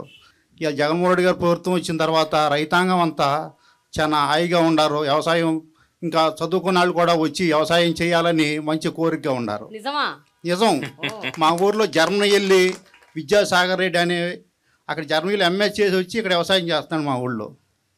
చాలామంది మా ఊళ్ళో చదువుకున్న వాళ్ళంతా హైదరాబాదు అట్టా ఉద్యోగాలు చేసి వచ్చిన వాళ్ళంతా వ్యవసాయానికి అలా వ్యవసాయం చేస్తున్నారు. సొంత భూములు కౌలు తీసుకుని కూడా వ్యవసాయం చేస్తున్నారు. ₹1 కూడా మీరు కట్టాల్సినటువంటి పని లేకుండా ఉచిత పంటల బీమా కింద వచ్చినటువంటి. అవును. అందుకనే మీకు తెలియకుండా అకౌంట్ లో పడింది కాబట్టి మాకు తెలియదు, రూపాయి కూడా కట్టలేదు కాబట్టి ఆశ్చర్యంగా ఉంటుంది. మా చేనుకాడికి వచ్చి పంట ఎప్పుడు నమోదు చేశారో మాకే తెలియదు, మా అకౌంట్ ఎప్పుడు తీసుకున్నా మాకే తెలియదు. ఇంత పంట నష్టపోయింది కాబట్టి నీకు 4 ఎకరాల భూమి ఉంది, ₹4,00,000 పడి, ₹5,00,000 పడి, ₹1,00,000 పడ్డాయి, ₹50,000 పడ్డాయి. కౌలు రైతుకు కూడా ₹50,000 పడ్డాయి, ₹1,00,000 పడ్డాయి. చాలా ఆశ్చర్యకరమైన విషయం. అసలు ఎప్పుడు ఏ ముఖ్యమంత్రి వ్యవసాయం పుట్టిన తర్వాత అసలు ఎప్పుడు ఏ ముఖ్యమంత్రి ₹1,00,000 వేస్తామనేది అసంభవమైన విషయం. 2వ సంవత్సరం మళ్ళీ పంట నష్టం వచ్చింది, మళ్ళీ ₹75,000 వేశారు. మళ్ళీ 2వ సంవత్సరం మినుముకి మళ్ళీ వాన కురిచి పోయిన సంవత్సరం వచ్చి ఎకరానికి ₹3,000 వేశారు. మళ్ళీ చాలా సంతోషంగా ఉంది. రైతు భరోసా కేంద్రాలు బాగా పనిచేస్తున్నాయా? బాగా పనిచేస్తున్నాయండి. బాగా మీకు ఉపయోగపడుతున్నాయా? బాగా ఉపయోగపడుతున్నాయి. మొన్న మా ధాన్యం తడిచిపోతే నన్ను చెప్పారు, రైతు భరోసా కేంద్రానికి చెప్పాను, వాళ్ళే వచ్చి స్వయంగా మా ధాన్యం వాళ్ళే తీసుకెళ్లారు, ముఠా కూడా వాళ్ళే పంపించారు. మేము రైస్ మిల్ కాడికి వెళ్ళాల్సిన పని లేదు. ఇదో రైస్ మిల్ కాడికి వెళ్ళిన తర్వాత బేరాలు అడిగేవాళ్ళు, 400కి ఇస్తావా, ₹1,000 ఇస్తావా, 1,100కి ఇస్తావా అని. నాకేం సంబంధం అయ్యా, నేను ఎందుకు వస్తానయ్యా, నాకేం సంబంధం, మీరు తీసుకెళ్ళి మీరే అమ్మండి అయ్యా అని చెప్పాను నేనే. ఆ సిస్టమ్ తీసుకొచ్చినటువంటి వాడు జగన్మోహన్ రెడ్డి గారు. నేరుగా వెళ్ళావా, నీ కాటా వేయించుకున్నావా, అయిపోయింది, నీ పని వెళ్ళిపో, దాని మీద రాస్తాడు, నువ్వు ఎక్కడికి వెళ్ళాల్సినటువంటి పని లేదని. ఆ బాధ్యత అంతా అధికారులకు తీసుకెళ్లి వాళ్ళే అక్కడ దించుకొని ఇచ్చిన తర్వాత మీ అకౌంట్ లో డబ్బులు. అవునండి. మాది నందిగా మండలం కొండూరు అండి, జగ్గేపేట కాన్స్టిట్యూన్సీ అండి. మీ పేరు? ఎన్టీఆర్ జిల్లా దేవినేని రామారావు అండి. నేను 2020 నుంచి వ్యవసాయం చేస్తున్నానండి. మాకు సొంతం ఒక 20 ఎకరాలు ఉంది. నేను 30 ఎకరాలు మళ్ళీ కౌలుకి చేస్తామండి. మరి 30 ఎకరాలను ప్యాడీ వేస్తాను, ఒక 10 ఎకరాలను మిర్చి వేస్తాను, ఒక 8 ఎకరాలను పసుపు వేస్తామండి. మాకు 2021లో మరి జగన్మోహన్ రెడ్డి గారు మరి పసుపు మరి ఈ క్రాప్ చేసుకున్న తర్వాత మరి ఆ సంవత్సరం మరి 7 ఎకరాలు వేసినా కూడా 7 ఎకరాలకు కూడా ₹7,00,000 మాకు తెలియకుండా మరి ఆ అకౌంట్లో డబ్బులు పడినాయండి. మరి అలాగనే మరి పోయిన సంవత్సరం మరి మళ్ళీ పసుపు పంట నష్టం వస్తే మరి ₹78,000 ఇచ్చారు ఎకరానికి. మరి అలాగనే పోయిన సంవత్సరం మరి ఈ క్రాప్ ఇన్సూరెన్స్ చేసినా కూడా మరి రైతుల దగ్గర పసుపు పండి కొనలేకపోయినప్పుడు మరి గవర్నమెంట్ చర్య తీసుకొని మార్కెట్ ద్వారా ₹6,800 కొనుగోలు జరిగింది. ఇవాళ రేపు జరగబోయే 24 ఎన్నికల్లో కూడా చిన్నగా రైతులకు కూడా నష్టం ఏమైనా జరిగి ఉంటే జగన్మోహన్ రెడ్డి గారి ఆలోచించి దాని మీద ఒక నిర్ణయం తీసుకుంటారని మా ఆశాభావం వ్యక్తం చేస్తున్నాం. ఆంజనేయులు, నమస్కారం సార్. నా ఎన్టీఆర్ జిల్లా పరిటాల గ్రామం. గత ప్రభుత్వం చంద్రబాబు నాయుడు గారు రుణమాఫీ చేస్తానని మాటిచ్చాడు. రుణమాఫీ చేయకుండా రైతులను మోసం చేశారు. దానివల్ల రైతులు అదనంగా భారం డబ్బు కట్టాల్సి వచ్చింది, చెల్లించాల్సి వచ్చింది. జగన్మోహన్ రెడ్డి గారు రైతు భరోసా కింద 13,500 రూపాయలు తూచ తప్పకుండా ఇస్తున్నారు. మళ్ళీ మన ప్రభుత్వం మరలా ఏర్పడిన తర్వాత రుణమాఫీ చేసే అవకాశాలు ఏమైనా ఉన్నాయా? ప్రభుత్వం ఇది చంద్రబాబు నాయుడు లాగా మాట్లాడేటువంటి ప్రభుత్వం కాదు. బహుశా రైతులకు గుర్తుండి ఉంటుంది, 2014 ఎన్నికలకు ముందు బ్యాంక్ అధికారులు పాపం రైతుల ఇళ్ల మీద పడ్డట్టు, పాపం ఆ ఇల్లాలు జప్తు చేయడానికి వస్తే అయ్యా 2 వారాలు ఆగండి ఆయన వస్తున్నాడని చెప్పడం. ఆయన ఎవరు అంటే చంద్రబాబు నాయుడు నేరుగా మెడలో ఒక పచ్చకండ వేసుకొని నేరుగా వచ్చి బెల్లగొట్టి 2 ఏళ్ళు చూపించాడు. 2 ఏళ్ళు చూపించి రైతులకు 3 నామాలు పెట్టి వెళ్ళిపోయాడు. కాబట్టి ఈ ప్రభుత్వం ఒక విశ్వాసం విలువలతో కూడుకున్నటువంటి ప్రభుత్వం. కాబట్టి మేనిఫెస్టో తయారు చేస్తున్నారు.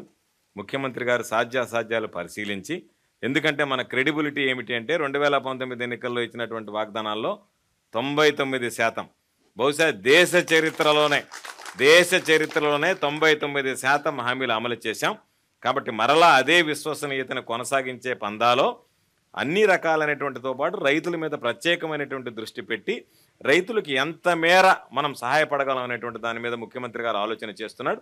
తప్పనిసరిగా మేనిఫెస్టో వచ్చిన వెంటనే రైతులకు సంబంధించి ఏ కార్యక్రమాలు అనేటువంటి కూడా స్పష్టం చేయడం జరుగుతుంది. తప్పనిసరిగా ఈ ప్రభుత్వం రైతు సంక్షేమానికి కట్టుబడి ఉంటుంది అని చెప్పి మాత్రం నేను చెప్పగలను. రవి, మాది గోసాల పెనంలూరు మండలం, కృష్ణా జిల్లా. ముఖ్యమంత్రి జగన్మోహన్ రెడ్డి గారు సుదీర్ఘమైన పాదయాత్రలో కొన్ని హామీలు ఇవ్వడం జరిగిందండి రైతులకి. దాంట్లో భాగంగా ఆర్బీకేలు ఏర్పాటు చేయటం, ఆర్బీకేల ద్వారాగా విత్తనాలు ఇవ్వటం, పంట పండించి అమ్మే వరకు గవర్నమెంటే బాధ్యత తీసుకునే విధంగా ఆయన చర్యలు తీసుకున్నారండి. చాలా సంతోషం. అట్లాగే మా రైతుల తరపున మేము అడుగుతున్నాం సార్, మాకు ఇంకా ఈ రైతులకి ఇంకా మెరుగైన సేవలు ఏమందిస్తారని మేము అడుగుతాం జరుగుతుంది సార్ రైతుల ద్వారా. అన్ని విధాల అంటే మీకు కొంత అవగాహన ఉండి ఉంటుంది. పాదయాత్ర గురించి చెప్పారు. ఇక్కడ ఆయిల్ పామ్ రైతులు ఎవరు లేరేమో తెలియదు నాకు. ఆయిల్ పామ్కి సంబంధించి ఆ రోజు ఆయిల్ ఎక్స్ట్రాక్షన్ రేట్ తెలంగాణతో సమానంగా ఇవ్వండి అంటే జగన్మోహన్ రెడ్డి గారు తెలంగాణతో సమానంగా ఓఈఆర్ ఇచ్చాం. దానితో పాటు ఆ తేడా ఏదైతే ఉందో తెలంగాణకి ఆంధ్ర రాష్ట్రానికి ఆ మొత్తం డబ్బులు రైతులకి, ఆయిల్ పామ్ రైతులకి ఇచ్చాడు గతంలో ఉన్నటువంటివి. కాబట్టి రైతులకు సంబంధించి ఎక్కడ మనం ప్రభుత్వ జోక్యం అవసరమవుతుందో, ప్రభుత్వం ద్వారా రైతులకు ఏ విధంగా అండగా నిలవాలనుకున్నాడో 100% అన్ని విధాల, అన్ని విషయాల్లో, అన్ని స్థాయిల్లో ఖచ్చితంగా రైతాంగానికి అండగా నిలవడం జరుగుతుంది. ఓకే. శ్రీకాంత్, ఎన్టీఆర్ జిల్లా జగ్గేపేట మండలం అనుమంచిపల్లి గ్రామ రైతు భరోసా కేంద్రంలో గ్రామ వ్యవసాయ సహాయకులుగా 2019 మన కొత్తగా గవర్నమెంట్ ఫామ్ అయ్యాక మన సీఎం సార్ 10,000 చిల్లర వరకు మనకి రైతు భరోసా కేంద్రంలో గ్రామ వ్యవసాయ సహాయకులుగా మాకు ఉద్యోగాలు ఇచ్చి ఉన్నారు. మేము ఉద్యోగం జాయిన్ అయ్యాక మాకు రైతులు చెప్పిన మాటలు, వాళ్ళు చెప్పిన మాటలు ఏంటంటే, గతంలో కొంచెం ఇబ్బంది పడేవాళ్ళం. ఇప్పుడు ఈ రైతు భరోసాలు ఏంటంటే విత్తనం నుంచి కూడా మేము అమ్ముకునే వరకు కూడా మాకు ఎక్కడికి వెళ్ళాల్సిన పని లేకుండా గ్రామంలోనే మాకు గ్రామ రైతు భరోసా కేంద్రాలు ఒక నాలెడ్జ్ సెంటర్గా మాకు ప్రతి విషయాన్ని, మాకు తెలియని విషయాల్ని ఎక్కడికో వెళ్ళి పక్కన వాళ్ళని అడిగి తెలుసుకోకుండా గ్రామంలో ఉన్నటువంటి రైతు భరోసా కేంద్రంలో ఉండే ఒక అధికారి దగ్గరికి వెళ్ళి మేము తెలుసుకుంటున్నాము. మేము వచ్చాక ప్రతి క్షేత్రానికి, రైతు క్షేత్రానికి వెళ్ళి అతను కౌలు రైత, భూ యజమాన, ఏ సర్వే నెంబరు, ఏ ఎక్స్టెంటు, ఎంత కౌలు చేస్తున్నాడు అనేది మేము పారదర్శకంగా ఎవరో చెప్పింది కాకుండా రైతు దగ్గరికి వెళ్ళి అతని వివరాలు తీసుకొని వాళ్ళ ఆధార్ కార్డు ఎవరో చెప్పింది విని వాళ్ళ పేరు మీద వీళ్ళ పేరు మీద కాకుండా వాళ్ళ భూమికి వెళ్ళి మేము ఫోటో చూసి పంట ఏదైతే ఉందో, మేము మిర్చి వేసాడా, వరి వేసాడా, పత్తి వేసాడా అని మేము చూసి డిజిటల్గా క్రాప్ అనేది ఫోటో తీసి, అలా ఫోటో తీసి వదిలేయటమే కాకుండా మళ్ళీ రైతు వచ్చి ఇదిగో మీ వివరాలు ఈ నమోదు చేశాం, ఈ విధంగా మీ ఇన్ని ఎకరాల్లో ఈ పంట సాగు అయిందని ఆ రైతుకి తెలియపరిచి మేము ఆ రైతు అంగీకారం అంటే ఏలిముద్ర లేదా ఓటీపీ, చదువుకున్న వ్యక్తి ఆధార్ లింక్ అయితే మాకు దగ్గరగా అవైలబుల్గా లేకపోతే ఆ ఓటీపీ ద్వారా లేదా వేలిముద్ర ద్వారా అతను ధృవీకరిస్తే పంట నమోదు జరిగినట్టు. ఇలా నమోదైతే ఈ క్రాప్ ప్రాతిపాదికన ఏది ఉన్నా కూడా ఈ క్రాప్ అనేది మూలం కాబట్టి మన ప్రభుత్వం వచ్చాక పారదర్శకంగా ఈ క్రాప్ బేస్ ప్రకారమే ఏదైనా అందివ్వడం జరుగుతుంది. కావున ప్రతి ఒక్క రైతు కూడా నష్టపోకుండా ఈ గవర్నమెంట్ అనేది చాలా మేలు చేసి ఉపయోగపడుతుంది. దయాకర్, నేను 2016 నుంచి వ్యవసాయం చేస్తున్నాను. 2019 దాకా నాకు గవర్నమెంట్ నుంచి, అంతకుముందు గవర్నమెంట్ ఉందా, గవర్నమెంట్కి ఏ ఒక్క లబ్ధి నేను పొందలేదు సార్. 2019 నుంచి ఇప్పటి వరకు నేను 5 తపాలుగా రైతు భరోసా పొందాను సార్. అట్లాగే మాకు పంట నష్టం జరగటం వల్ల వచ్చిన అమౌంట్ మొత్తం కలిపి సార్ 2,40,000 ఇప్పటి వరకు నేను లబ్ధి పొందాను సార్ గవర్నమెంట్ నుంచి. ఇంకా అనేకమైన కార్యక్రమాలు గవర్నమెంట్ నుంచి జగన్మోహన్ రెడ్డి గారు చేయాలని, రైతులు ఇంకా చేయాలని నేను కోరుకుంటున్నాను సార్. ఓకే. సతీష్. పెనంకిప్రోలు మండలం గుమ్మడిదూరు గ్రామం నుంచి వచ్చానండి. నేను కస్టమ్ హైరింగ్ సెంటర్ ద్వారా ఒక హార్వెస్టర్ తీసుకున్నాను అండి. అది జగన్మోహన్ రెడ్డి గారి గవర్నమెంట్లో ఒక కస్టమ్ హైరింగ్ సెంటర్ ఒక 4 గ్రూపు ఫామ్ అయ్యి దానికి 8,80,000 రూపాయలు సబ్సిడీ ఇచ్చారు. ఆ సబ్సిడీ ద్వారా నేను వరి కోత మిషన్ తీసుకున్నాను అండి. ఈ వరి కోత మిషన్ ద్వారా మేము రైతులందరికీ కనీసం ఎకరం ఒక 3 రోజుల్లో పంట చేతికి వచ్చే విధంగా ప్లాన్ చేసుకొని రైతు భరోసా కేంద్రం ద్వారా విక్రయించుతున్నామండి. ప్లస్ నాదొక విన్నపం అండి, ఈ కస్టమ్ హైరింగ్ సెంటర్ ద్వారా ఒక గ్రూప్కి 4 సభ్యులకే ఈ సబ్సిడీ అనేది పరిమితం చేయకుండా ఇండివిజువల్గా టార్పాలిన్ పట్టాలు, power spares, implements, full wheels కానీ, కల్టివేటర్ కానీ ఇలా సకాలంలో అంటే ఒక 4 పరిమితం కాకుండా అందరికీ రైతులందరికీ అందించాలని కోరుకుంటున్నాను. అంటే కరెక్టే. మన ఆలోచన ఏమిటి అంటే ఒకే విడతలో అందరికి ఇవ్వడానికి ట్రాక్టర్లు కష్టమవుతాయి కాబట్టి రైతులకు అందుబాటులో తీసుకురావాలి కాబట్టి ఒక రైతు మిత్ర గ్రూప్ను ఏర్పాటు చేసి కస్టమ్ హైరింగ్ సెంటర్ పెట్టాలనే ఆలోచనతో పెట్టాం. గత ప్రభుత్వంలో రైతు రథం అని ఇచ్చేటువంటి వాళ్ళు, ఈ రైతు రథాలు ఎట్లాంటి వాళ్ళకి ఇచ్చారంటే, నేను వ్యవసాయ శాఖ మంత్రిగా ఈరోజు ఉన్నాను కదా, నా ముందు వ్యవసాయ శాఖ మంత్రిగా ఇంతకుముందు చెప్పినట్టుగా సోమిరెడ్డి గారు ఉండేవాడు. రైతులకు ఇచ్చేవాళ్ళు కాదు. ఎవడైతే వైఎస్ఆర్ కాంగ్రెస్ పార్టీ వాడు తెలుగుదేశం పార్టీ కండువా వేసుకుంటాడో వాళ్ళకి ఇచ్చారు. రైతు రథాలు రైతులకు ఇవ్వలేదు. ఇంకొకటి ఏంటంటే 6 లక్షల రూపాయలని ట్రాక్టర్కి ధర నిర్ణయించారు. 1.5 లక్ష సబ్సిడీ, 4.5 లక్ష రైతు కంట్రిబ్యూషన్, 6 లక్షలు. బహిరంగ మార్కెట్లో ఆ ట్రాక్టర్ ధర నేను చాలా మందికి 5 లక్షలకు ఇప్పించాను. అంటే 5 లక్షల రూపాయలు విలువ చేసేటువంటి ట్రాక్టర్ని రైతు రథం పేరిట 6 లక్షలు రేటు పెట్టి మీరు ఎవరి దగ్గర కొనాలి, ఎంతకి కొనాలి, ఏ మోడల్ కొనాలి, ఏ కంపెనీ కొనాలి అన్నీ వాళ్ళే నిర్ధారించి రైతు మీద 1,00,000 రూపాయలు భోంచేశారు. ఈ ప్రభుత్వం వచ్చిన తర్వాత రైతు మిత్ర గ్రూపులను ఏర్పాటు చేశాం. మీరందరూ కలిపి ఒక ఇది పెట్టుకోండి, హార్వెస్ట్ మిషన్ కానీ లేకపోతే ఇదని ఇచ్చాం. 375 మోడల్స్, రైతు ఏ మోడల్ కోరుకుంటే ఆ మోడల్ నేరుగా మీరు కొనుక్కున్నారు. 10% మీ డబ్బు, 40% సబ్సిడీ, 50% బ్యాంకు రుణం. ఈ 40% సబ్సిడీ అనేటువంటిది మీరు ఎవరి దగ్గర కొనుక్కున్నారు, ఏమి కొనుక్కున్నారు, ఎంత కొనుక్కున్నారు ఏం అవసరం లేదు. మీ 40% జగన్మోహన్ రెడ్డి గారు ఇక్కడ బటన్ నొక్కాడు, నేరుగా మీ ఖాతాలో జమ అయిపోయాయి. ఎక్కడ ఏమి లావాదేవీలు కానీ కమిషన్లు కానీ మధ్యలో వ్యవహారం లేకుండా. చెప్పింది యాక్చువల్ గా మా ఊర్లో మా విలేజ్ లో జరిగింది సార్. టీడీపీ గవర్నమెంట్ లో మా విలేజ్ లో జరిగింది. మేము కల్లారు చూసాము. అది అంటే అనేది ఈ సబ్సిడీ అనేది ఒకరికే పరిమితం, అందుకనే ఎక్కువ మందికి ఇవ్వాలనే. కాకపోతే బడ్జెట్ని సంబంధించి ఎంత ఎక్కువ మందికి ఇవ్వగలమనేటువంటిది ఆలోచన చేస్తా గ్రూపులుగా పెట్టాం. 10 మందికైనా ఉపయోగపడుతుంది అని చెప్పి తప్పనిసరిగా రాబోయేటువంటి రోజుల్లో వాటి సంఖ్య మాక్సిమం పెంచడానికి ప్రయత్నం చేస్తాం. ఇండివిజువల్ ఇంప్లిమెంట్స్ ఇవ్వడానికి ప్రయత్నం చేస్తాం. హెవీ మిషనరీ కాకుండా అన్ని tractors, sprayers, battery sprayers, power sprayers, tarpaulins ఇవ్వాల్సింది. కాకపోతే కాస్త జాప్యమయ్యాయి. తప్పనిసరిగా నెక్స్ట్ సీజన్లో అవి ఇచ్చేస్తాం. Okay sir, thank you. ఇక్కడ చిట్టీల ద్వారా ఓన్లీ మగవాళ్ళ పేర్లే వచ్చాయి. అదేమిటో ఆడవాళ్ళు ఎవరైనా ఒక్కళ్ళు మాట్లాడితే మనం ఈ క్వశ్చన్ రౌండ్ ఫినిష్ చేసేసి నెక్స్ట్ పొలిటికల్ రౌండ్కి వెళ్దాం సార్. నా పేరు కోటేశ్వరమ్మ, ఎన్టీఆర్ జిల్లా గంపలగూడెం మండలం మేడూరు గ్రామం నుంచి వచ్చాను. నేను మహిళా రైతుని. నా పొలంలో నాకున్నటువంటి 2 ఎకరాల్లో న్యాచురల్ ఫార్మింగ్ చేస్తున్నానండి. దానిలో వరి పొలము, వరి 1 ఎకరా వేసాను, పత్తి 1 ఎకరా వేసానండి. నేను 5 సంవత్సరాలుగా ప్రకృతి వ్యవసాయం చేస్తున్నాను.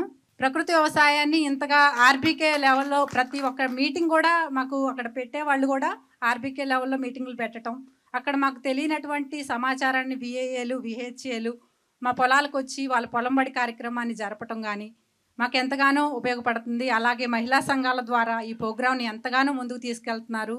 మాకు తెలియనటువంటివి అక్కడ ఉన్నటువంటి సిఆర్పీలు, ఐసీఆర్పీలు మా పొలాలకు వచ్చి వాళ్ళు చూసి ఆ తెగులు ఏమున్నాయి, పురుగులు ఏమున్నాయి అని గమనించి మాకేమి స్ప్రే చేయాలనేది కూడా తెలియపరుస్తున్నారు. దానివల్ల మాకు ఖర్చు తగ్గింది. 2.5 లక్షల వరకు మేము ఈ సంవత్సరం ఆదాయం పొందాము. అలాగే ఏ గ్రేడ్ అని చెప్పి 5 రకాల పంటలు, ఒకే రక పంట వేసుకోవడం వల్ల రైతు నష్టపోతున్నాడని చెప్పి 5 రకాల ప్రధాన పంటలు ఎంచుకోవాలని, దాంట్లో బయోడైవర్సిటీగా 20 రకాల క్రాప్స్ వేసుకోవాలని మా గ్రామంలో మా డిపిఎం మేడం గారు, అంటే ఆ గ్రామంలో ప్రకృతి వ్యవసాయ సిబ్బంది వచ్చి మాకు తెలియపరచటం, మా పొలాలు చూడటం, ఇలా చేయడం వల్ల మేము నేర్చుకొని మా పొలంలో చేసాము. అలాగే ఏటీఎం వాళ్ళని 20 రకాల ఆకుకూరలు అన్ని దుంప జాతి అన్నీ కూడా వేయటం వల్ల ఈరోజు మేము స్పందన కార్యక్రమంలో ఆకుకూరలు తీసుకెళ్ళి అక్కడ అమ్ముకుంటున్నాము. దానివల్ల మాకు ప్రతి నెల ఒక 30,000 వరకు మేము ఆదాయం అదనంగా పొందుతున్నాము. ఈ విధంగా ఈ న్యాచురల్ ఫార్మింగ్ని ముందుకు తీసుకెళ్తున్నందుకు మంత్రివర్యులకి అలాగే మన సీఎం గారికి జగనన్న గారికి చాలా ప్రోత్సాహం. అలాగే నా కుటుంబం తరపున కూడా ఆయనకి ధన్యవాదాలు తెలుపుతున్నాను. నా పిల్లల చదువుల విషయంలో అమ్మఒడి కానీ అలాగే మాకు రైతు భరోసా పడుతుంది, దాన్ని నేను పెట్టుబడిగా పెట్టుకుంటున్నాను. నా ఖర్చులు తగ్గించుకోగలుగుతున్నాను ఈ న్యాచురల్ ఫార్మింగ్ చేయడం వల్ల. మీ అందరికీ నా ధన్యవాదాలు సార్. మీకు ముఖ్యంగా ధన్యవాదాలు సార్. Thank you. కోటేశ్వరమ్మ గారు ఒక మాట చెప్పారు, వాల్యుబుల్ పాయింట్. సాధారణంగా ఏటీఎం అంటే ఎనీ టైం మనీ, అంటే 24 గంటలు 365 రోజులు డబ్బు వచ్చేది. ఆ మోడల్ ఆమె ఎంచుకున్నటువంటి మోడల్. సాధారణంగా మనం చాలామంది ఖరీఫ్ రబీ అని 2 తెలుసు, 3 ఉండే సీజన్స్, ఖరీఫ్ రబీ జైద్.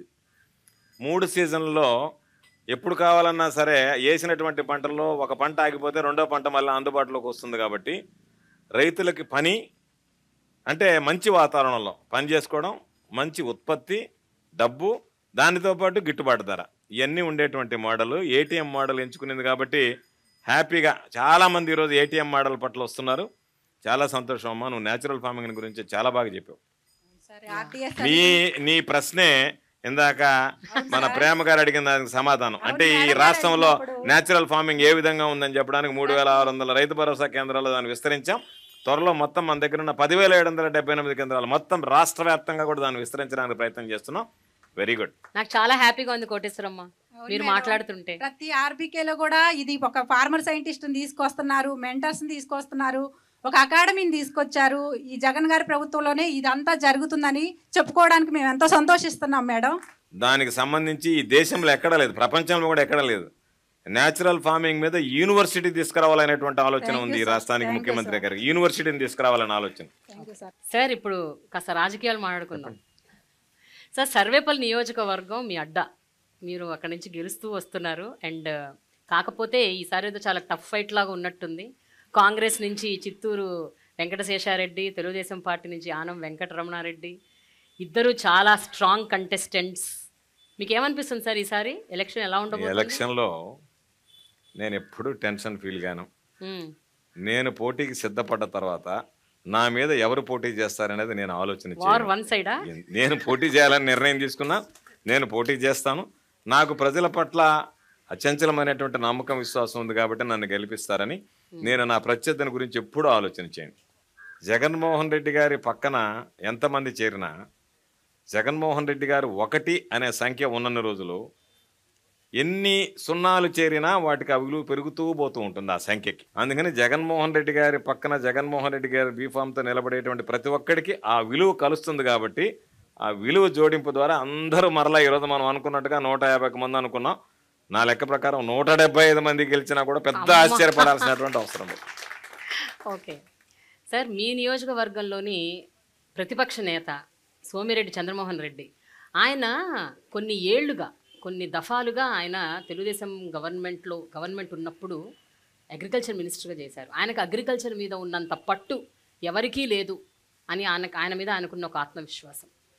మీరు ఒక అగ్రికల్చర్ మినిస్టర్గా మీకు అంత సత్తా లేదు అన్నది ఆయన ఒపీనియన్. అలాగే మీ మీద చాలా ఎలిగేషన్స్ చేస్తారు ఆయన. మీరు భూ కబ్జాలు చేశారని, మీరు మాఫియా అని రకరకాలు అంటూ ఉంటారు ఆయన. అలాగే అగ్రికల్చర్ విషయంలో, వ్యవసాయం విషయంలో నిజంగా వైఎస్ఆర్సీపీ గవర్నమెంట్ పెద్దగా చేసింది ఏమీ లేదు అని ఆయన చాలా సందర్భాల్లో కొట్టిపడేశారు. ఇప్పుడు వ్యవసాయం తెలిసినటువంటి వ్యక్తి అయితే వ్యవసాయంలో ఏం జరుగుతుందనేటువంటిది గమనించగలడు. వ్యవసాయం పట్ల ఏమాత్రం అవగాహన లేనటువంటి వాడు సోమిరెడ్డి.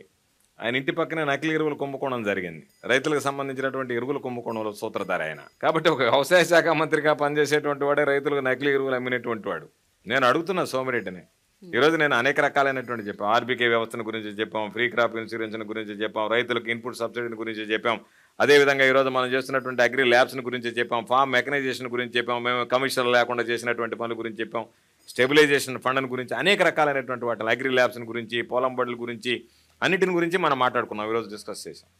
తెలుగుదేశం పార్టీ జీవితంలో సోమిరెడ్డి వ్యవసాయ శాఖ మంత్రిగా ఒక్క కార్యక్రమం ఈరోజు మనం చేసినటువంటి కార్యక్రమాల్లో నేను నెరవేర్చానని చెప్పేటువంటి దమ్ము, ధైర్యం సోమిరెడ్డికి ఉందనేటువంటిది ఈ మాట మంత్రి కార్యక్రమం ద్వారా నేను సవాల్ విసురుతున్నా. ఇప్పటికే చెప్పా, చంద్రమోహన్ రెడ్డి లాంటి వాడు సరిపోడు, చంద్రబాబు నాయుడికి నేను వస్తా, తేదీ వేదిక సమయం నువ్వు ప్రకటిస్తే రాష్ట్రంలో నీ హయాంలో జరిగినటువంటి వ్యవసాయ రంగంలో వచ్చినటువంటి మార్పులు, మేము చేసినటువంటి అభివృద్ధి రైతులకు సంబంధించి చర్చించడానికి నేను సిద్ధంగా ఉన్నాను అంటే, నేనేమి ఈరోజు వ్యవసాయ శాఖ మంత్రిగా ఉన్నా, చంద్రబాబు నాయుడు ఓడిపోయినటువంటి ముఖ్యమంత్రి, మా ఇద్దరి స్థాయి ఒకటే దాదాపుగా.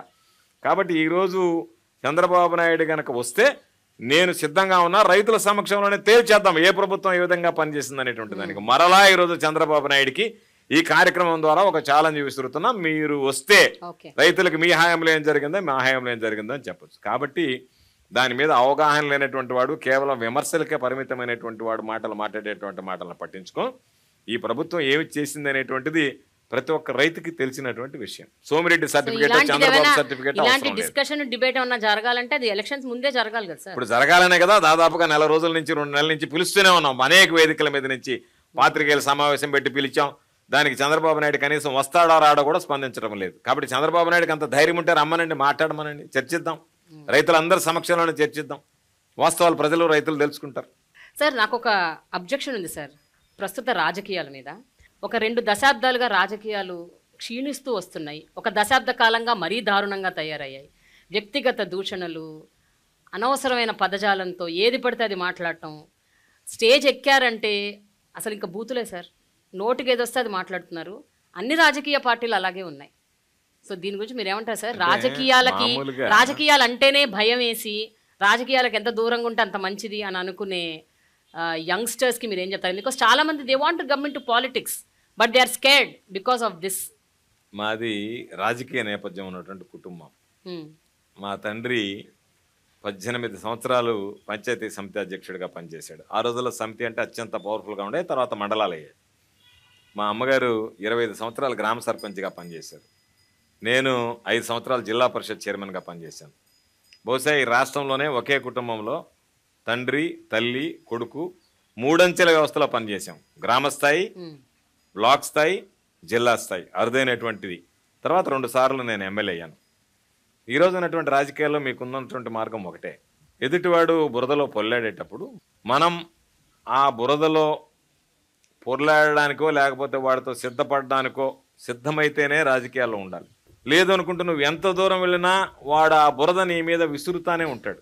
కాబట్టి రాజకీయాల్లో ఉండాల్సినప్పుడు మనకుండేటువంటి ప్రత్యర్థి, నేను అనేక సందర్భాల్లో చెప్తాను, నా దౌర్భాగ్యం నాకున్నటువంటి ప్రత్యర్థి నేను.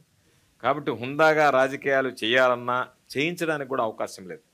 ఆ సంస్కృతి, అటువంటి సంస్కృతి ఈ రాష్ట్రంలో తీసుకొచ్చినటువంటి వాడు చంద్రబాబు నాయుడు అనేటువంటిది ఈ వేదిక ద్వారా స్పష్టంగా ధైర్యంగా చెప్పగలను నేను. అంతకుముందు ఎన్నడూ లేనటువంటిది. వాళ్ళని రకరకాలైనటువంటివి కేవలం కొన్ని సందర్భాలలో తెలుగుదేశం పార్టీ వాళ్ళు మైక్ తీసుకొని మహిళా ఎమ్మెల్యేలని, మహిళా మంత్రుల మీద వాడేటువంటి భాష సభ్య సమాజం చీకొట్టేటువంటి విధంగా, తలదించుకునేటువంటి విధంగా ఉంది. కాబట్టి ఈ వ్యవస్థలో పనిచేస్తున్నప్పుడు, ఈ వ్యవస్థలో అటువంటి ప్రత్యర్థులు, అటువంటి పార్టీలు ఉన్నప్పుడు తప్పనిసరి పరిస్థితుల్లో కామెంట్స్ చేస్తున్నారేమో తప్ప వైఎస్ఆర్ కాంగ్రెస్ పార్టీ సంస్కృతి కానీ, జగన్మోహన్ రెడ్డి గారి నాయకత్వం కానీ చాలామంది అనుకుంటారు అటువంటి వైఖరిని అవలంబించాలనేటువంటి ఆలోచన కాదు. మనం చాలా సందర్భాల్లో చూసాం. కానీ సార్ ఒకరు చేస్తున్నారని ఇంకోరు కాదు కదా, అది కాదు కదా, ఇది ఒక సైకిల్ కదండి. అది కాదు కదా. ఇప్పుడు మీరు నాతో మాట్లాడుతున్నారు, మీరు నాతో మాట్లాడేటప్పుడు మీరు నన్ను మాట్లాడకూడనటువంటి మాట మాట్లాడితే నేను మీకు సమాధానమైనా చెప్పాలి, లేదా ఇక్కడి నుంచి లేచి వెళ్ళిపోవాలి. ఉండేటువంటి 2 మార్గాలు. రాజకీయాల్లో కొనసాగాలనుకునేటువంటి వాడు ధీటుగా సమాధానం చెప్పాలి. ఇప్పుడు మీరే అన్నారు, ఏమని? సోమిరెడ్డి అనేటువంటి వాడు భూ కబ్జాలని అన్నాడు. దానికి ధీటుగా నేను సమాధానం చెప్పకపోతే జనాలు ఏమంటారు? అయ్యో నిజమే కాబోలు, కాబట్టి నేను మాట్లాడటం లేదు. ఆ మాట మాట్లాడితే తెరలవాలి, మళ్ళీ సోమిరెడ్డి ఇంకొక సబ్జెక్ట్ ఎత్తుకొని వస్తాడు. కాబట్టి రాజకీయాల్లో కొనసాగాలి అంటే ఖచ్చితంగా సమాధానం చెప్పాల్సిందే. సమాధానం చెప్పడం డిబేట్స్ ఓకే సార్, బట్ భాష దగ్గర లేదు కదా, ఆ వాతావరణం లేదు కదా, ఆ పరిస్థితి లేదు కదా. ఇప్పుడు దానికి సంబంధించి వాడేటువంటి భాష మీ అమ్మా నాన్న ఎప్పుడు బాధగా ఫీల్ అవ్వరా సార్? ఎందుకంటే వాళ్ళ టైంలో రాజకీయాలు ఈ రాజకీయాల గురించే, ఇప్పుడు ఉండేటువంటి రాజకీయ పరిస్థితుల గురించే ఒక్కొక్కడు ఏ స్థాయి అధికారిని ఏ విధంగా మాట్లాడుతున్నాడు అనేటువంటిది మనం చూసాం. ఒక ముఖ్యమంత్రి స్థాయిలో ఉండేటువంటి గౌరవించాల్సినటువంటి వ్యక్తి చివరికి ప్రధానమంత్రి గారి మీద దారిని పోయి ఓటు తీసుకొచ్చి సోషల్ మీడియాలో పోస్టులు పెడితే ఏమి చేయలేనటువంటి పరిస్థితిలో ఉన్నాం. ఎందుకంటే భావస్వేచ్ఛ, భావ ప్రకటన, రకరకాలైనటువంటి మాటలు చెప్పి ఆ మాట్లాడేటువంటి మాటలు, వాడేటువంటి పదజాలం ఇవన్నీ. కాకపోతే ఒక్కొక్కసారి అనిపిస్తుంటుంది రాజకీయాలు మనం ఉండడం అవసరం అనిపిస్తుంది. కానీ మనల్ని నమ్ముకున్నటువంటి ప్రజల కోసం మనం ఆ దానికి సంబంధించినటువంటి దాంట్లో ఉండేటటువంటి పరిస్థితుల్లో మనం కొన్ని సర్దుకుపోవాలి, కొన్ని ధీటుగా ఎదుర్కోవాలి. కాబట్టి దాని పరంగా మాట్లాడడం తప్ప పరిధి దాటి మాట్లాడాలి, హుందాగా రాజకీయాలు చేయాలి అనేటువంటిది తప్ప పరిధి దాటి మాట్లాడాలి, ప్రవర్తించాలి, అనుచితంగా ఉండాలి అనేటువంటిది ఎప్పుడూ ఆలోచన చేయం. కాకపోతే మానవ మాత్రలం కాబట్టి రాగద్వేషాలు, భావోద్వేగాలు ఉంటాయి. కాబట్టి అలాంటప్పుడు ఏదన్నా కాస్త పరుషంగా మాట్లాడినటువంటి సందర్భాలు ఉంటాయేమో తప్ప కొని తెచ్చుకొని మాట్లాడాల్సినటువంటి పరిస్థితి ఎన్నడూ ఉండదు. వీలైనంత వరకు నియంత్రించుకోవడానికే ప్రయత్నం చేస్తాం. కమిట్మెంట్, చిత్తశుద్ధి, ఒక నిబద్ధత అన్నది కూడా రాజకీయాల్లో చాలా వరకు పోయిందనే చెప్పాలి. నేను మిమ్మల్ని చూస్తున్నాను. 2011లో మీరు వైఎస్ఆర్సీపీలో చేరారు. ఇప్పుడు 2024 అంటే 14 ఏళ్ళు, దాదాపు 13 ఏళ్ళుగా మీరు ఆ పార్టీలోనే ఉన్నారు, ఆ పార్టీనే నమ్ముకున్నారు. కానీ గత కొంతకాలంగా చూసుకుంటే 5-6 ఏళ్ళుగా, 7-8 ఏళ్ళుగా ఇక్కడి నుంచి అక్కడికి, అక్కడి నుంచి ఇక్కడికి, ఆ పార్టీ నుంచి ఈ పార్టీ, ఈ పార్టీ నుంచి మంత్రి పదవి ఇవ్వలేదని ఒకళ్ళు, లేకపోతే నన్ను గుర్తించలేదని ఒకళ్ళు, నియోజకవర్గానికి టికెట్ ఇవ్వలేదని మరొకళ్ళు, ఈ రకంగా పార్టీ ఫిరాయింపులు చేస్తున్నారు. దీని గురించి మీరు ఒపీనియన్ సార్. అండ్ ఈ సందర్భంగా ఈ ఎలక్షన్స్లో మీ పార్టీ నుంచి చాలామంది వెళ్ళిపోయారు, తెలుగుదేశం పార్టీ నుంచి మీ పార్టీలో కూడా చాలామంది వచ్చారు. ఎలా సార్ ఇలా పార్టీ ఫిరాయింపులు జరగడం ఎలా నమ్ముతారు మీరు? ఫస్ట్ ప్రశ్న ఏంటంటే, నేను 2011 నుంచి వైఎస్ఆర్ కాంగ్రెస్ పార్టీలో ఉన్నాను. దాదాపుగా 13 సంవత్సరాలు పూర్తయింది. ఇది 14వ సంవత్సరం. ఈ 14 సంవత్సరాల కాలంలో ఏ రోజు కూడా అయ్యో జగన్మోహన్ రెడ్డి గారి వెంట ఎందుకు అడుగులు వేశాననేటువంటి బాధ నాకు ఏ రోజు కలగలేదు. ఆ కలిగించేటువంటి విధంగా జగన్మోహన్ రెడ్డి గారు ప్రవర్తించలేదు. వ్యక్తిగత కారణాలు, పదవి వ్యామోహాలు. ఈరోజు జగన్మోహన్ రెడ్డి గారు బీఫామ్ ఇస్తే ఎమ్మెల్యేలు అయ్యాం, ఈరోజు ఈ స్థాయికి ఎదగగలిగాం. ఆ తర్వాత మంత్రులు కావచ్చు, రకరకాలైనటువంటివి ముఖ్యమంత్రి గారు ఇచ్చేటువంటిది. కానీ వీళ్ళు బాధాకరమైనటువంటి విషయం ఏమిటంటే, జగన్మోహన్ రెడ్డి గారు ఇచ్చినటువంటి బీఫామ్తో మనం ఎమ్మెల్యేలు అయ్యాం కదా అనేటువంటి మూలాలను మరిచిపోయి మాకింకా ఉన్నతమైనటువంటి పదవులు ఇవ్వలేదనేటువంటి అత్యాశ. అంటే మనిషికి ఆశ ఉండొచ్చు, అత్యాశ కూడా ఉండొచ్చు. ఇది దురాశ. దురాశకి వెళ్ళిపోయేటువంటి వాళ్ళు తప్ప అత్యాశ ఉన్నటువంటి వాళ్ళు ముఖ్యమంత్రి గారి దగ్గరికి వెళ్ళి నేను ఆశపడుతున్నాను, నాకు ఈ పదవి ఇవ్వమని కూడా తప్పలేదు. ఆశపడడం తప్పలేదు, అత్యాశపడడం తప్పలేదు. ఈ దురాశ పడినటువంటి వాళ్ళు నిలవలేక దుర్మార్గంగా వెళ్ళిపోతున్నారు. కాబట్టి దురాశ పరుల గురించి మనం పట్టించుకోవాల్సినటువంటి అవసరంలే. నేను మరలా మీకు చెప్తున్నా, జగన్మోహన్ రెడ్డి గారి నాయకులను నమ్ముకొని ఏ రోజు రాజకీయాలు చేయాలా, ఏ రోజు పాలన గురించి ఆలోచన చేయాలా. జగన్మోహన్ రెడ్డి గారు నమ్ముకున్నది ప్రజలని. కాబట్టి ఆ ప్రజలు అనేటువంటి వాళ్ళు జగన్మోహన్ రెడ్డి గారిని గుండెల్లో పెట్టుకున్న రోజులు నాయకుల అవసరం అనేటువంటిది పెద్దగా జగన్మోహన్ రెడ్డి గారికి లేదు. ఈ మధ్య చూసాం, కొంతమంది తాత్కాలికంగా విభేదించిన కొద్ది రోజుల్లోనే మరలా జగన్మోహన్ రెడ్డి గారే ముఖ్యమని అన్నారంటే వాళ్ళలో వెంటనే రియలైజేషన్, అరే మనం ఇది కోల్పోయాము, ఇక్కడ కోల్పోయాము అనేటువంటిది గ్రహిస్తున్నారు. కాబట్టి ఇది సమాజమే జగన్మోహన్ రెడ్డి గారిని కోరుకునేటప్పుడు నాయకుల రాకపోకల వల్ల పెద్దగా ఇబ్బంది ఉండదు. జగన్మోహన్ రెడ్డి గారి నాయకత్వానికి ఢోకాను కలగదు. కానీ మీరు ఇప్పుడు ఒక మాట అన్నారు, దురాశ పరులు ఇలా చేస్తారని. సో ఈ దురాశ పరులు అన్ని పార్టీల్లో ఉంటారు కదా. అంటే ఈ పార్టీ నుంచి ఆ పార్టీలోకి వెళ్ళే వాళ్ళు దురాశ పరులు, ఆ పార్టీ దురాశ పరులు ఈ పార్టీలోకి వచ్చారు. సో ఎలా నమ్ముతారు మీరు? ఏ రోజైనా ఏ రోజైనా ఒకటి గుర్తుపెట్టుకోండి. ఇప్పుడు ఆ సబ్జెక్ట్ వచ్చింది కాబట్టి చెప్తున్నాం. ఆ పార్టీ వాళ్ళు మా దగ్గరికి వస్తే ఆ పార్టీ అని మేము చూడలేదు. ఎవరు వచ్చినా, ఏ పార్టీ వాడు వచ్చినా, రాజశేఖర రెడ్డి గారు కానీ జగన్మోహన్ రెడ్డి గారు కానీ శాసనసభ్యుడిగా వస్తే ఆదరించారు, శాసనసభ్యుడిగా ఉన్నటువంటి పనులు చేశారు.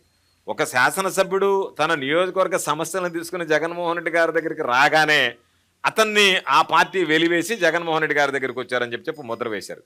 వాళ్ళకి పార్టీ కండువా కప్పడం కానీ, లేదా వాళ్ళకి సంబంధించి మా దగ్గర కూర్చోబెట్టుకోవడం కానీ, ఎక్కడా జగన్మోహన్ రెడ్డి గారు ఏదైతే గతంలో మాట్లాడాడో ఆ మాటకి కట్టుబడి పనిచేశాడు తప్ప ఆ మాటని పక్కన పెట్టి పనిచేసినటువంటి నేపథ్యం జగన్మోహన్ రెడ్డి గారికి లేదు, చెయ్యడు. అందుకనే మా దగ్గర నుంచి వాళ్ళు వెళ్ళి కండువాలు కప్పుకున్నారు తప్ప వాళ్ళు వచ్చి మా దగ్గరికి వచ్చి కండువాలు కప్పుకోవడం కానీ ఆ పరిస్థితి రాలేదు. ఈరోజు ఎన్నికలు వచ్చాయి కాబట్టి బహుశా ఎవరెవరికి టికెట్లు ఇవ్వాలనేటువంటిది వాళ్ళ స్థాయిని బట్టి టికెట్లు కేటాయించవచ్చు. జనసేన పార్టీ, తెలుగుదేశం పార్టీ కలిసి పొత్తు పెట్టుకొని మీకు వ్యతిరేకంగా పోటీ చేస్తున్నారు. ఇప్పుడు ఎలక్షన్ చాలా టఫ్ ఫైట్ అని చాలామంది అంటున్నారు. ఈసారి ఎలక్షన్ ఎప్పట్లాగా ఉండబోట్లేదు అన్నది కూడా అన్ని చోట్ల సర్వత్రా వినిపిస్తున్న ఒక మాట. సో జనసేన ఇంపాక్ట్ ఎలా ఉండబోతుంది ఫస్ట్ క్వశ్చన్. దానికి అనుసంధానంగా షర్మిల గారు కూడా ఇప్పుడు ఆంధ్రప్రదేశ్ వచ్చారు, ఇక్కడ రాజకీయం చేస్తున్నారు. సో షర్మిల గారి ఇంపాక్ట్ ఎలా ఉండబోతుంది రాష్ట్ర వ్యాప్తంగా? జనసేన, తెలుగుదేశం, కాంగ్రెస్, షర్మిల గారి నాయకత్వంలో ఇవన్నీ వస్తున్నాయి. ఏమంటారు సార్ మీరు? What you say about this election?